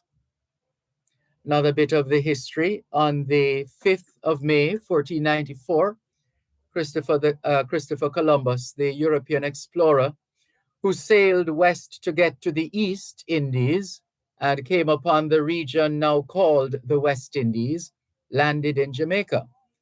Yes, Christopher Columbus landed in Jamaica on the 5th of May, 1494, and that occurred on his second trip to the West Indies, his second voyage to the West Indies. Columbus had heard about Jamaica, then called Jamaica, from the Cubans, who described it as the land of blessed gold. Did you hear that? Jamaica was regarded as the land of blessed gold. Blessed gold. Columbus was soon to find out that there was no gold in Jamaica. No gold in Jamaica. Well, we did find some, and the Australian company combined with Jamaican company, Ozjam, some amount of mining took place, just a little. And but as it is up to this point, and relatively recently, Jamaicans were all over the moon declaring that they had found, some Jamaicans were over the moon claiming that they found gold. Wonder whatever happened to that gold and to those Jamaicans. Hope they're doing well. On arrival at St. Anne's Bay, Columbus found the Arawak Indians inhabiting the island. Initially, Columbus thought these Indians were hostile as they attacked his men when they tried to land on the island. As he was determined to annex the island in the name of the King and Queen of Spain, he was not deterred. Columbus also needed wood and water and a chance to repair his vessels. He sailed down the coast and docked at Discovery Bay. The Arawaks were also hostile to the Spaniards. Their attitudes changed, however, when they were attacked by a dog from one of the Spanish ships and Columbus's crossbow men. Some of the Arawaks were killed, and wounded in this attack. Columbus was then able to land and claim the island. The Spaniards, when they came, tortured and killed the Arawaks to get their land. They were so overworked and ill-treated that within a short time, they had all died. And just a note there, because we did come across subsequent data to suggest that they didn't all die, but that there are Tainos or those or Arawaks, whichever term you choose to use, having had the additional information on Arawaks versus Tainos, that they were ill-treated and overworked, but they all didn't die, not all of them. The family line continues to this day. And in fact, we had a visit from a couple of Tainos, or if you want to if you prefer to refer to them as Taino descendants. They were in Jamaica a few years ago, part of the Emancipendence celebrations. The process was aided by the introduction of European diseases to which the Arawaks had little or no resistance. The island remained poor under Spanish rule as few Spaniards settled here. Jamaica served mainly as a supply base. Food, men, arms, and horse were shipped here in Jamaica to help in conquering the American mainland. 15 years later, in 1509, after their first visit to the island, the first Spanish colonists came here under the Spanish governor Juan de Esquivel. They first settled in the St. Anne's Bay area. The first town was called New Seville or Sevilla la Nueva. We'll come back to some more of the history as the program progresses, as we mark this Emancipendence period here in Jamaica. Let's go to the phone lines, 876-922-4112-5. Now I have Steve here. He has been holding for 1 minute and 6 seconds. All right, we have someone who has been on longer than that, has been holding longer than that. So let's go to that caller. Hello, good afternoon. Thanks for calling. Good afternoon, Dervan. Good afternoon. Dervan, I'd like your help to understand this a little bit better. I'm a old age pensioner. Now, sometime before April 1st, the Prime Minister, in his good wisdom, advised us pensioners that we would get an increase of some 74% on our pension. Oh, by the way,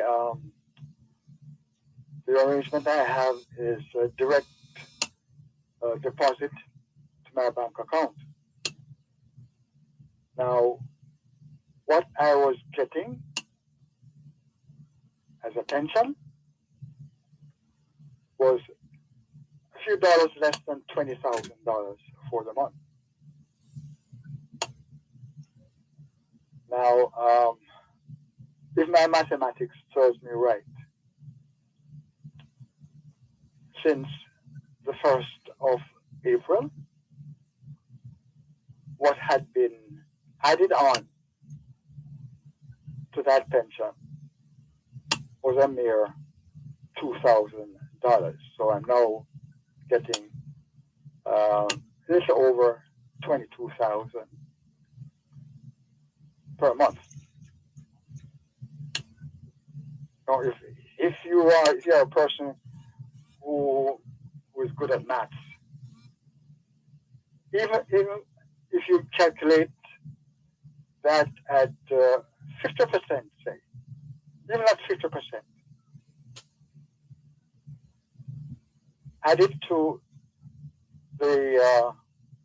it up to 20,000 that I used to get, I should be getting somewhere around 30,000. 50% of 20,000 should be about 10,000. Added to the 20, make it 30. So I cannot understand the calculation, how they have arrived at a mere $2,000 more than what I was getting. Have you sought audience with the relevant department or unit? I've not been able to because I'm having difficulty in getting through to them. The numbers listed goes unanswered, and I just cannot understand it. And for a person like myself who has been contributing to the NIS for most of my working days, I just cannot understand. I was so happy when I heard the Prime Minister make it out that this our pension would have been increased by that much. I have it's very, very difficult to get through to them, Dervan. It's very, very difficult to get through to them. I don't know if you have a number today, being Friday. I don't know if you'll be able to get through to them at all, even if you're successful in getting a number to them. But if you have a number to the NIS office, I would really appreciate that. Well, we'd have to check on that after this long holiday weekend. Yeah. I doubt very much if there'd be anybody in that office now. Government offices usually they would be closed by now. No, I've been noticed it's become a trend here in Jamaica on a Friday that businesses seem to be closing half day on a Friday. Yes, sir. That's correct. Mm-hmm. That's correct. Yeah, well, you understand what you understand? Yes, sorry to hear of your situation. What is clear is that in these situations, the lines of communication must be crystal clear, so that people understand what is at hand, what is required, what is likely to happen or not happen, or whatever the plan is. And then on the basis of the information provided, one would then know how, when, and where to set one's stall, as the expression goes. But it also provides an opportunity for us to remind ourselves, and especially to educate our children when it comes on to this business of pension. They need to learn of it very early, because the reality is, as we've always said on this program, pension money is not belly full. It will always, it always could be more, always. There's no doubt about that. But there are some things some of us can do, or more of us should consider doing, in terms of managing our finances in the days of plenty, so that when the dry season comes, we have resources to tide us over until such time, etc. So that a lot of education is needed in that area, because I don't want you to misunderstand. I'm not solely dependent on that, because I do realize that the importance of having things put in place before I actually go on retirement. But the government had advised the increases, so I would expect to benefit from those increases, and whatever it is that is added on would go towards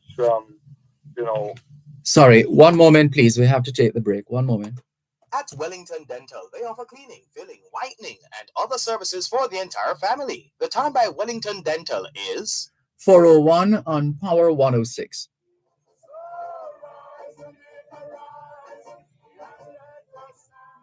Yes, sir. Please continue. As I was saying, yes, I do realize that one cannot really depend on these kinds of pension. But if the government No. If the state is obligated to see to a stream of income known as a pension, yes, then the state must follow through it.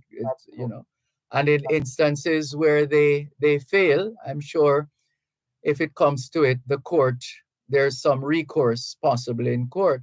If you had a commitment that A would happen, yes, and when the time comes for A to happen, it doesn't happen, then one needs to get further and better particulars as to why and why not. absolutely. That is my contention. But it's so difficult to get through to the office. I'm not sure if you have a Well, number, name. well, let's see what happens after the holiday weekend, Okay, should you want me to because call you back after the holidays?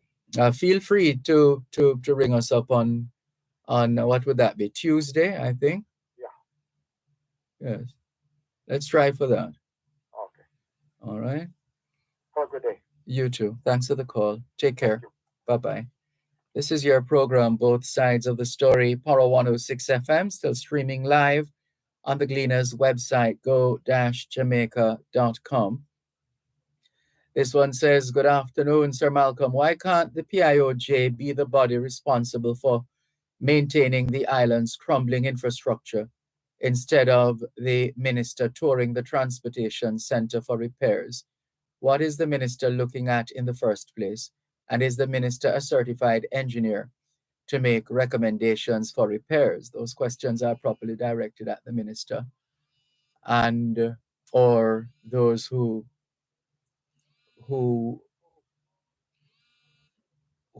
are the the stakeholders. Well, not stakeholders, but more like the custodies. I beg your pardon, the custodies in these ministries. Let's see. Right, that's what we would say. The what we do know is that not there may or may not be qualified individuals who are in political positions. There are those, for example, back in, I don't remember when it was, but there was a time when there were more farmers serving as members of parliament in the House of Representatives than any other profession in Jamaica. That was quite something. So there are instances when professionals make the conscious decision to give up their time to the country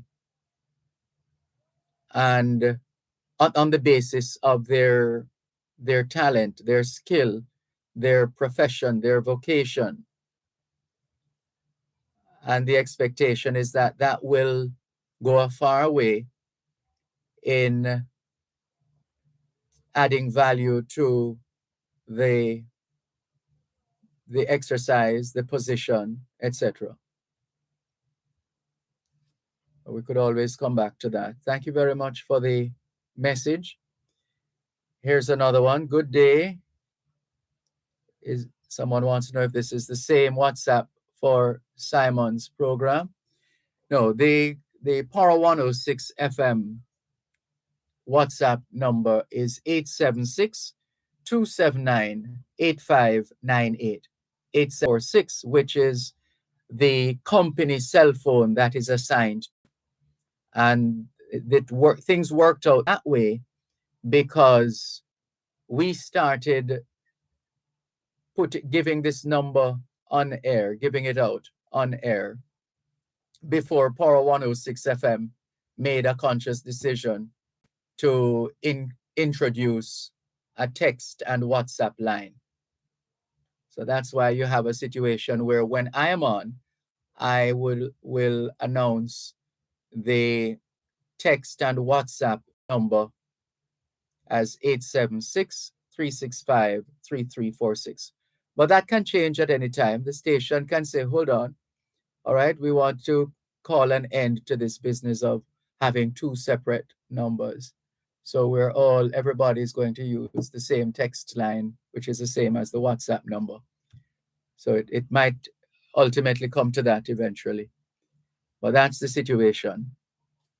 So the regular text and WhatsApp number here on Power 106 FM is 876-279-8598. 876-279-8598. But because the company cell phone assigned to me, already has a lot of person ringing us up on that line, we wouldn't want to cut off everybody just like that by discontinuing. That hopefully will be a gradual process whenever that time comes. But however it is done, should be done in the best interest of our listeners. Thank you very much. And let's see. Cuban in Georgia says, good afternoon, Mr. Malcolm or Sir Malcolm. The reggae girls and boys have been flying the Jamaican flag tall from 1988. How come after all these achievements, we have not seen a reggae park built to celebrate the girls' achievements? Well, that would be a decision to be made by the competent authority. Thank you very much for your message. All right, let's go to my personal cell number that Steve McDonald in Toronto, Canada is using the opportunity to call me on. That number, I don't need to be giving out that number. But that's the number Steve is calling me on. Really, I know there have been a lot of. First of all, congratulations to the reggae girls and the sunshine girls, and I think the volleyball team too is also doing very well. That's correct. So congratulations to those teams, and there have been some controversy with regards to what unnecessary controversy, quite frankly. I totally agree with you, and my view is the girls have done what they have done, and if they feel agreed, and I think they have earned the right to speak their mind, and we all knew what was happening. But I think more importantly, to set this or to ensure that this is dealt with appropriately would be for the government and JFF to announce what going from here, what a national female football program is going to look like. And I mean starting from probably age 4 and going to the national level. Because currently we have nothing. So I think, to be honest, that is where the controversy should be, or not necessarily controversy, but more so the discussion should be. So for people who have the energy and who want to take on and take down Bunny Shaw a notch, they probably should, they should direct their energy to what our national female football program is.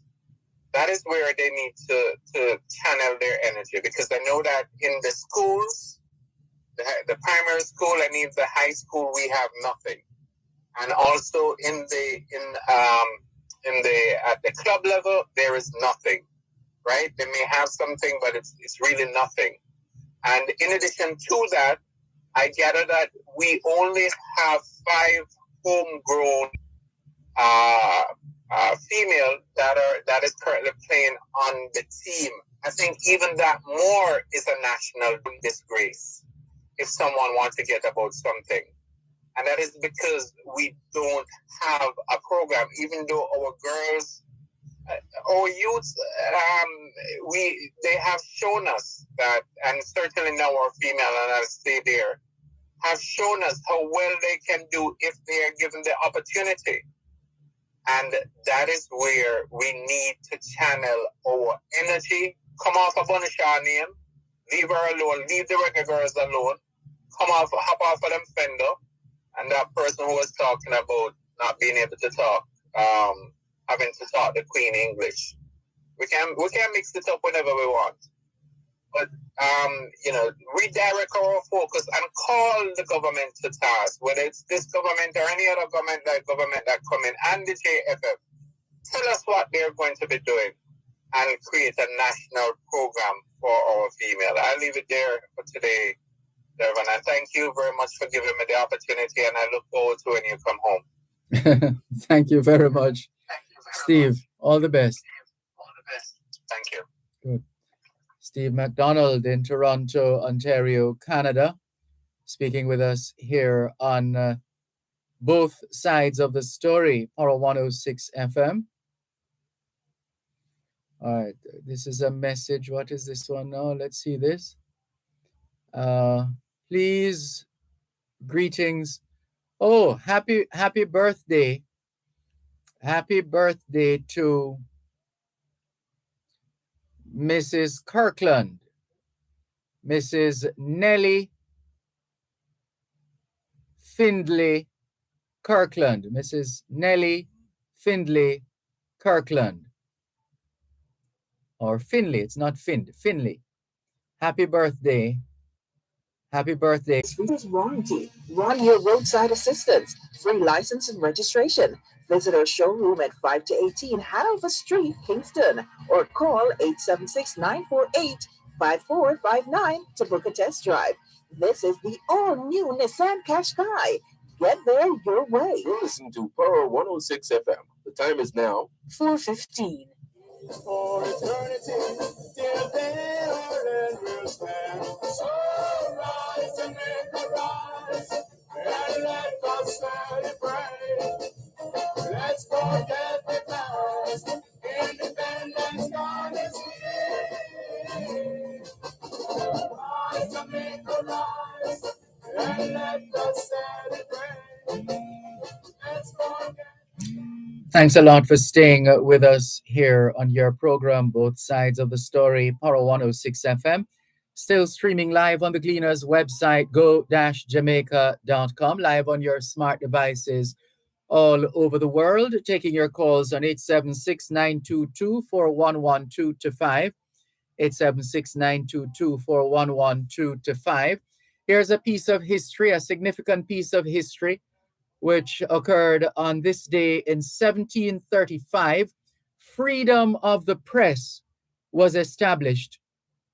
On this day in 1735, freedom of the press was established with an acquittal of John Peter Zenger. John Peter Zenger. John Peter Zenger. There may or may not be a variation in the pronunciation of that surname. I don't think it's Zenger, Zenger. I don't think it's Zenger. Might very well be Zenger, or it could be Zenger. We'll find out eventually. So freedom of the press was established with an acquittal of John Peter Zenger. The writer of the New York Weekly Journal had been charged with seditious libel by the royal governor of New York. The jury said, and it's one of my favorite lines, "The truth is not libelous. The truth is not libelous." And while we're on that point, here's a reminder from Murray Gerfin, Murray, Gerfin, or Gerfen, Gurfein, Gurfein, a jurist. What did he say now? He said, a cantankerous press, an obstinate press, a ubiquitous press must be suffered by those in authority in order to preserve the even greater values of freedom of expression and the right of the people to know. The words there of jurist Murray Gerfin, Gurfein, a cantankerous press, an obstinate press, a ubiquitous press must be suffered by those in authority in order to preserve the even greater values of freedom of expression and the right of the people to know. Continuing with more on your program, Both Sides of the Story, Power 106 FM, still streaming live on the Gleaners website, go-jamaica.com, live on your smart devices all over the world. Let's clear a few more of these messages. This one says, last week, the minister toured Norman Manley Airport. What happened to the planning agency? Whose responsibility it is to, whose responsibility it is to carry out surveys on such a state undertaking. Okay. We'll have to read into that a little more. Cuban in Georgia says, for far too long, our reggae athletes have been snubbed by the government. Sir Malcolm, think of a reggae park as the same as how you would look at Disney World in Jamaica. You know how much foreign exchange we can be gathering? Find a way for the reggae girls, says Cuban in Georgia. And this one from Jeremy in Black River, saying, good evening, still afternoon here in Jamaica. Good afternoon. Please to repeat the other WhatsApp number. Which other one?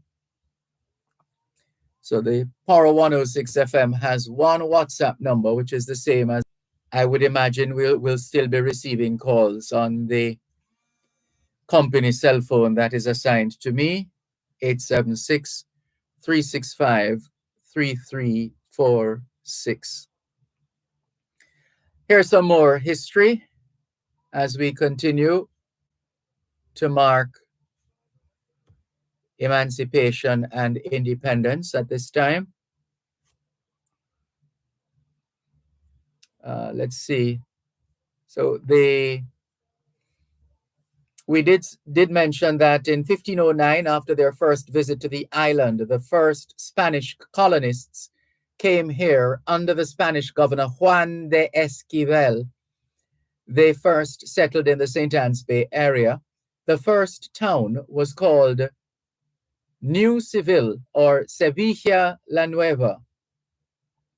Towns were little more than settlements. The only town that was developed was Spanish Town, the old capital of Jamaica, then called Santiago de la Vega, St. Diego de la Vega. It was the center of government and trade and had many churches and convents. The little attention the colony received from Spain soon led to a major reason for internal strife. This contributed to the weakening of the colony in the last years of Spanish occupation. The governors were not getting proper support from home, and quarrels with church authorities undermined their control. Frequent attacks by pirates also contributed to the colony's woes. On the 10th of May, 1655, Admiral William Penn and General Robert Venables led a successful attack on Jamaica. The Spaniards surrendered to the English, freed their slaves, and then fled to Cuba. It was this set of freed slaves and their descendants who became known as the Maroons. The early period of English settlement in Jamaica drew much attention to the buccaneers based at Port Royal. buccaneering had begun on the islands of Tortuga and Hispaniola. They were a wild, rough, and ruthless set of sea rovers. They took their loot of gold, silver, and jewels to Port Royal. Port Royal, prior to this time, was an insignificant town in Jamaica. Under the Buccaneers' leadership, the town, within a decade and a half, grew to become known as one of the wealthiest and wickedest cities in the world. And this is something to be mindful of. If we're saying it's one of, so if we're saying one of the wealthiest and wickedest, it can't be city, it has to be cities because it's one of. One of the books is on the table. One of the children is in the classroom. One of, so known as one of the wealthiest and wickedest city, one of the, as one of the wealthiest and wickedest cities in the world, because it's one of. The subject is one of, one of them. One of the wealthiest and wickedest cities in the world. So that's an error there. City should be cities. The greatest buccaneer captain of all was Henry Morgan, or so he was regarded. He started out as a pirate and later became a privateer. Morgan mercilessly raided Spanish fleets and colonies. He kept the Spaniards busy defending their coasts, that they had little time to attack Jamaica.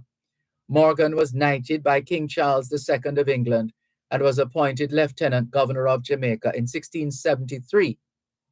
Morgan died in 1688. A violent earthquake destroyed Port Royal on June 7, 1692. The survivors of the earthquake who resettled in Kingston abandoned the Port Royal, Port Royal became an important naval base in the 18th century. Let's leave the history there for the time being and go to a call or two, 876-922-4112-5. Good afternoon. Thanks for your patience. Thanks for calling. Good afternoon. Good afternoon. Yes, I heard you mention about a reggae park. I was reading from a suggestion by one of our regular listeners called Cuban in Georgia. Right. I want to add to that the fact that the gorge, the Ryacoba Gorge, between the Flat Bridge and Bagua, I would love to suggest that it be blocked off from traffic and that the area be turned into a theme park where you invite tourists in to do fishing, rock climbing, scuba diving, and bicycle riding, along with a village tour, and to name the village that Eric Donald lives in, the Cherio Baby Village. There is a mass of land across the river which has some orange trees, and no matter how the river rises, that place is never inundated with water. Now, I believe that tourists could do fishing in the river. You could also have the rental of bicycles to tourists. You could have horseback rides similar to what the Arawaks used to modern amenities. One moment, please. You're listening to Power 106 FM. The time is now 4:30. The Auto World. It's the only program on Jamaican radio dedicated to the world of automobile. It's the Auto World with Shelly and McLagan. Get news and reviews relating to vehicles and automotive technology. Learn the ins and outs of mechanical operation. Find out about the various stakeholders in the local and international automotive sectors. From auto finance to road safety to motorcycles, the Auto World is your one-stop shop for everything auto. That's the Auto World with Shelly and McLagan. Weekdays at 5:15 p.m. on Power 106 FM and the Power 106 FM app.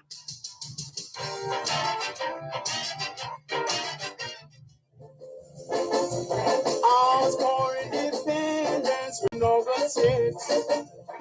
It is for the Thanks a lot for staying with us here on your program, Both Sides of the Story, Power 106 FM, still streaming live on the Gleaners website, go-jamaica.com, live on your smart devices all over the world. Thanks for calling. You are going on to talk about modern amenities.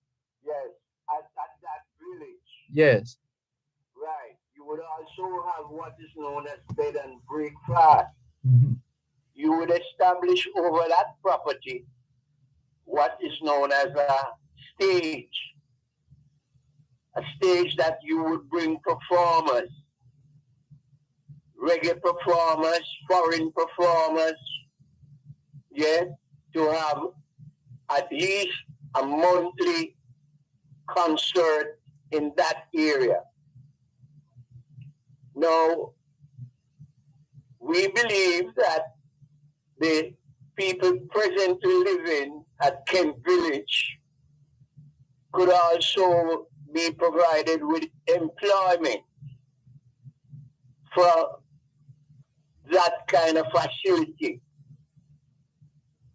and as to act as guides in the area for those who wish to climb rocks, do rock climbing, or a tailor or a dressmaker in that area, where when the tourist comes and a quick measurement is taken, by the time the tourists get to Spanish Town and get back to their buses parked in the Bogwalk area, that shirt or dress would be ready.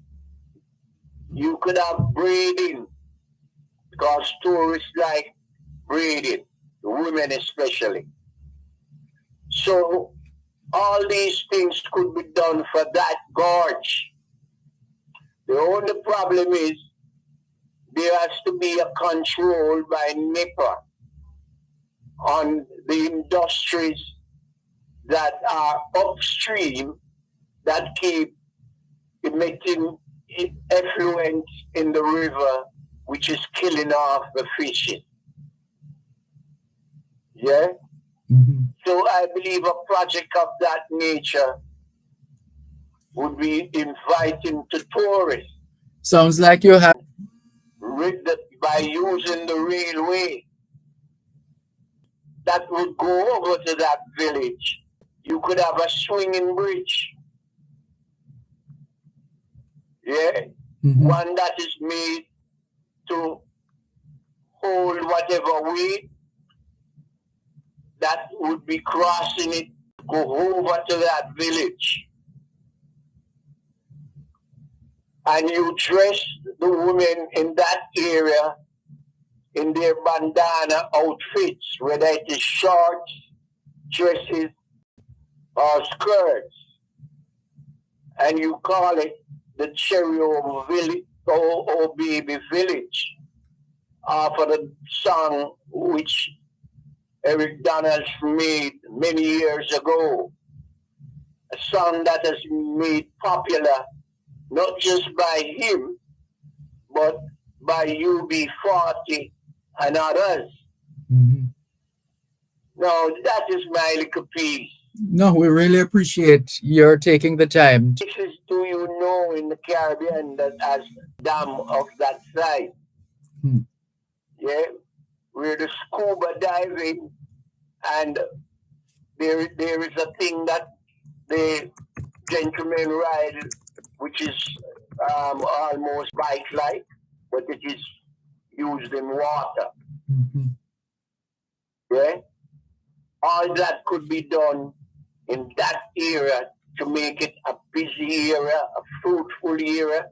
All you would have to do is market it to the tourists that come on the island, whether they are from Ocho Rios, whether they are from Montego Bay, or whether they are from Kingston.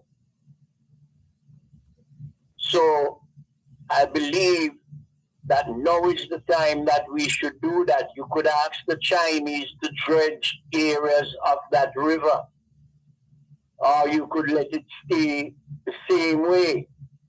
But the government agents or agencies that would ensure that no effluent from the industries, whether Alcan or whichever other industries exist upstream, would stop putting their effluent in that river. And that is my piece. Well, we thank you very much. We hope you have it documented. It would be worth being submitted at some point to some relevant body within the state apparatus here in Jamaica. Well, I do have a portion of it documented. Yeah, and it has been documented from the 80s. The only thing is that when you tell it at that time, there was no road bypass in that area. So I had told them at the time what they could do is build a road parallel to the railway line with the names of companies who are involved in sponsoring the project itself. Whether a company like Grace Kennedy, a company like D&G, or the Mahfoud's company with the soft drink, yeah, or Separate, where the coconut oil and all of that is used up, and of course Churros, and all of those gentlemen who have their commercial endeavors in those hills could pool their resources together and make such a project a reality. Thank you. Thank you very much. Thank you so much. And feel free to call again. I will. Thank you. Please do. Take care. This is your program, Both Sides of the Story, Power 106 FM, still streaming live on the Gleaners website, go-jamaica.com, live on our smart devices all over the world. Something to take into account and look forward to. The extent to which members of the general public with ideas are able to share those ideas, especially those of a nation building or infrastructure enhancing, whatever it is, that there would be some unit or entity within the state apparatus who would be able to give it a look, check it, just in general terms, go through and see what is possible and whether there are similar plans or similar ideas, so that we're not working at cross purposes and so on. But I think some people refer to it as joined up government, so that everybody knows what the plan is and what is to be done, and every arm of the state involved in that particular area take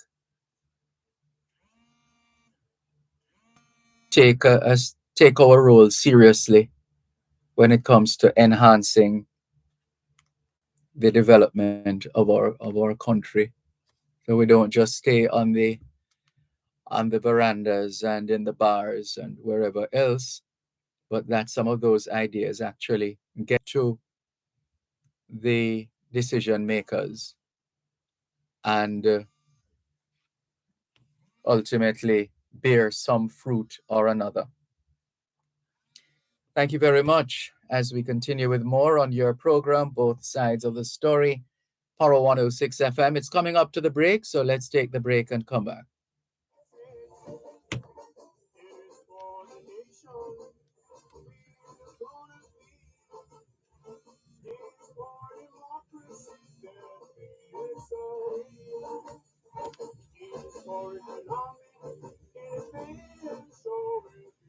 You're listening to Power 106 FM. The time is now 4:45. Join us every Sunday for Indian Talent on Parade with Dr. Winston Toland from 5 to 6 p.m. Listen and learn all you need to know about the Indian community, culture, and music.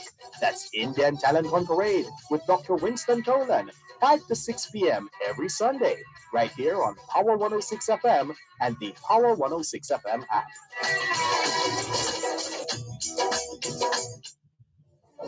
Please don't depart the roads that bear down. So rise and make the rise, and let us celebrate. Let's forget the past. Independence dawn is here.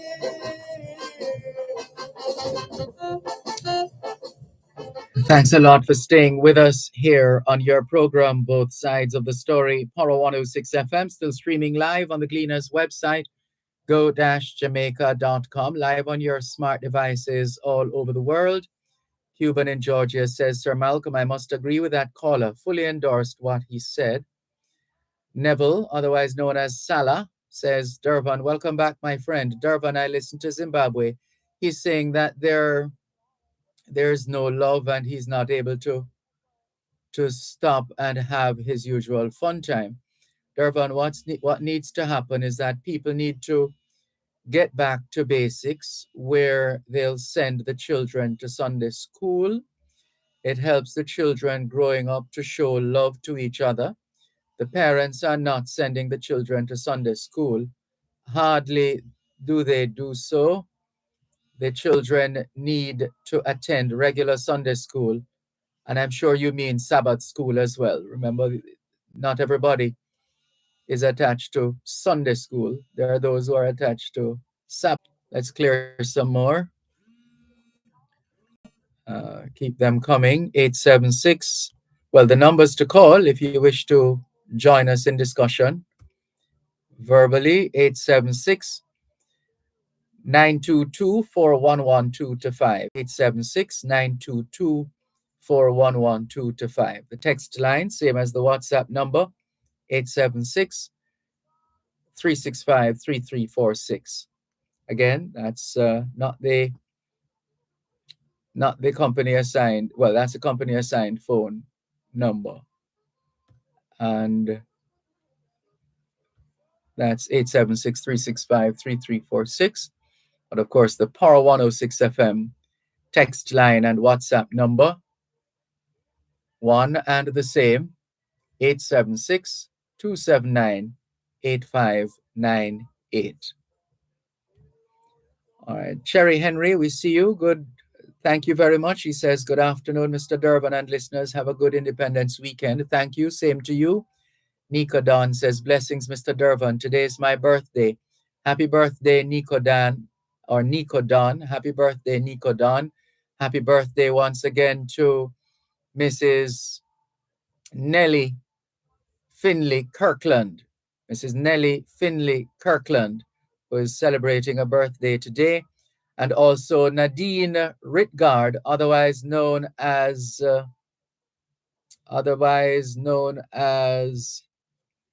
guess who's in trouble now?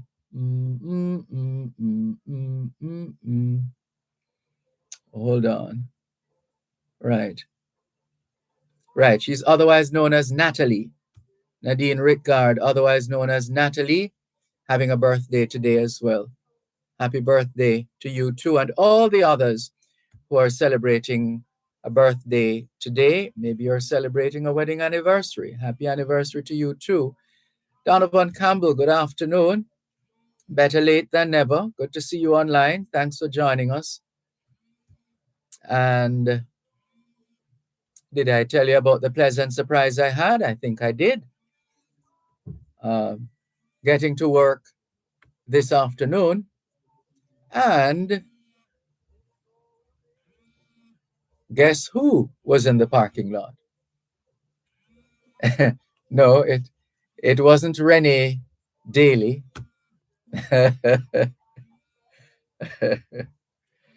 it was the newly crowned Miss Jamaica Festival Queen.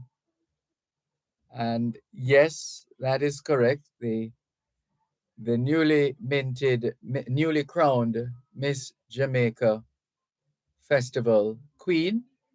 Her name is Aundrene Cameron. Aundrene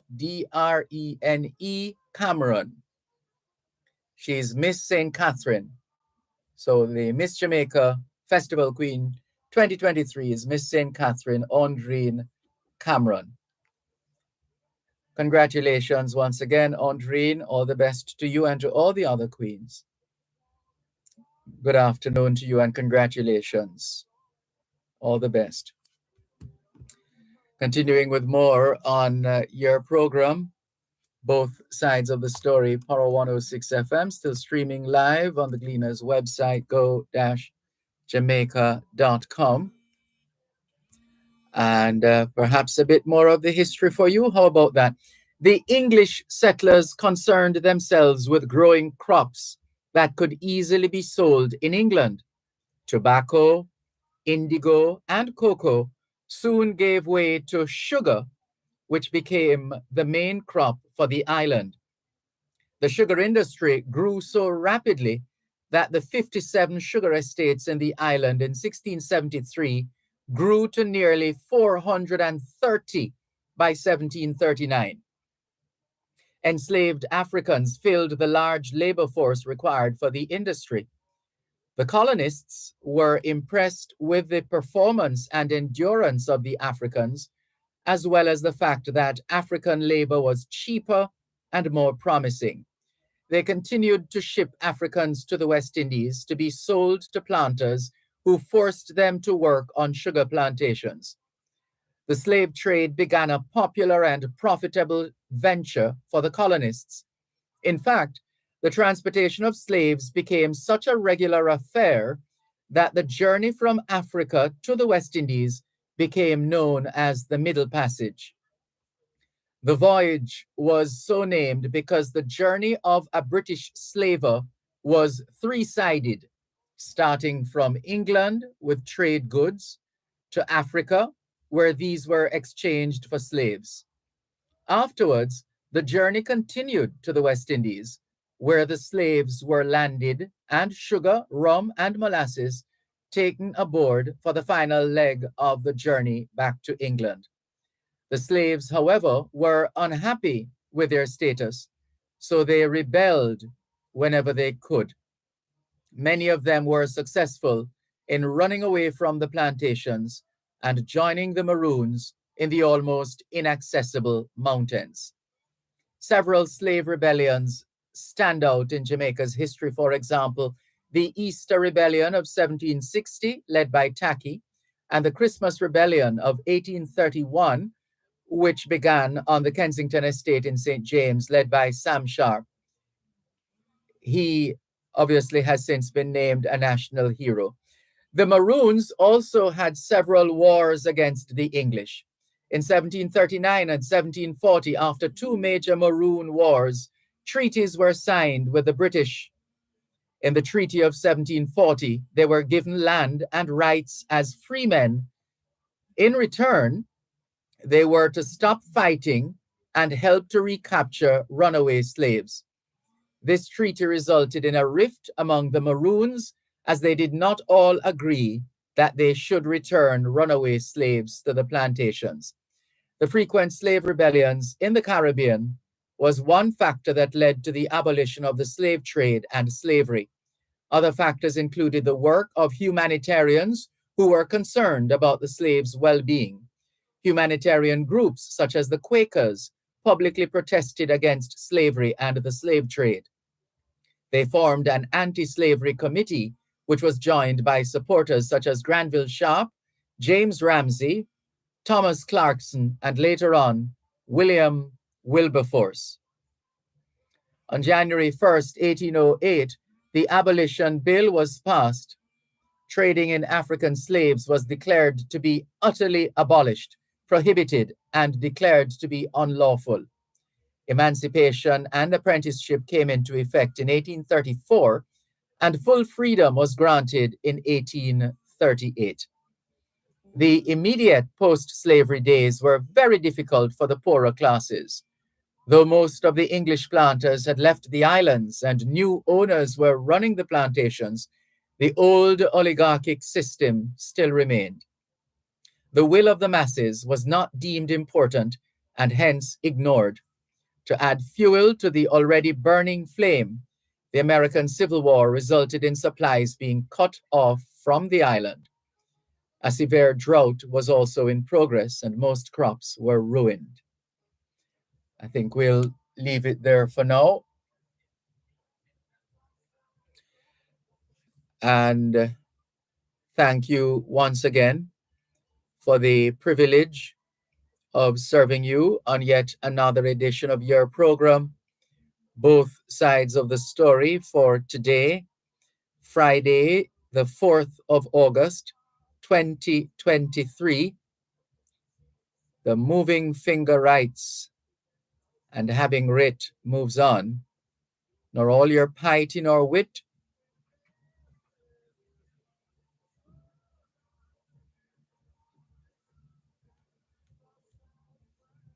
sorry, studio, just a moment. These pop up sometimes, sorry. Right. So we were in the throes of ending today's edition of Both Sides of the Story here on Power 106 FM. The moving finger writes, and having writ moves on, nor all your piety nor wit shall lure it back to cancel half a line, nor all your tears wash out a word of it.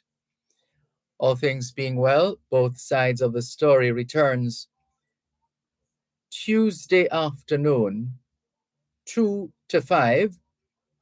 Till then, this is Dervan Malcolm, encouraging all of us to have a peaceful, safe, and reflection-oriented emancipendence. And we encourage you to keep in touch with us here on Power 106 FM, because we'll be covering the Denby Agricultural, Industrial, and Food Show, for example. We'll be covering that over the 3 days, Saturday, Sunday, and Monday, and there will be a lot to enjoy. We hope you will have a great holiday weekend. Till then, this is Dervan Malcolm reminding all of us that every day is an opportunity to do better than yesterday. Take care.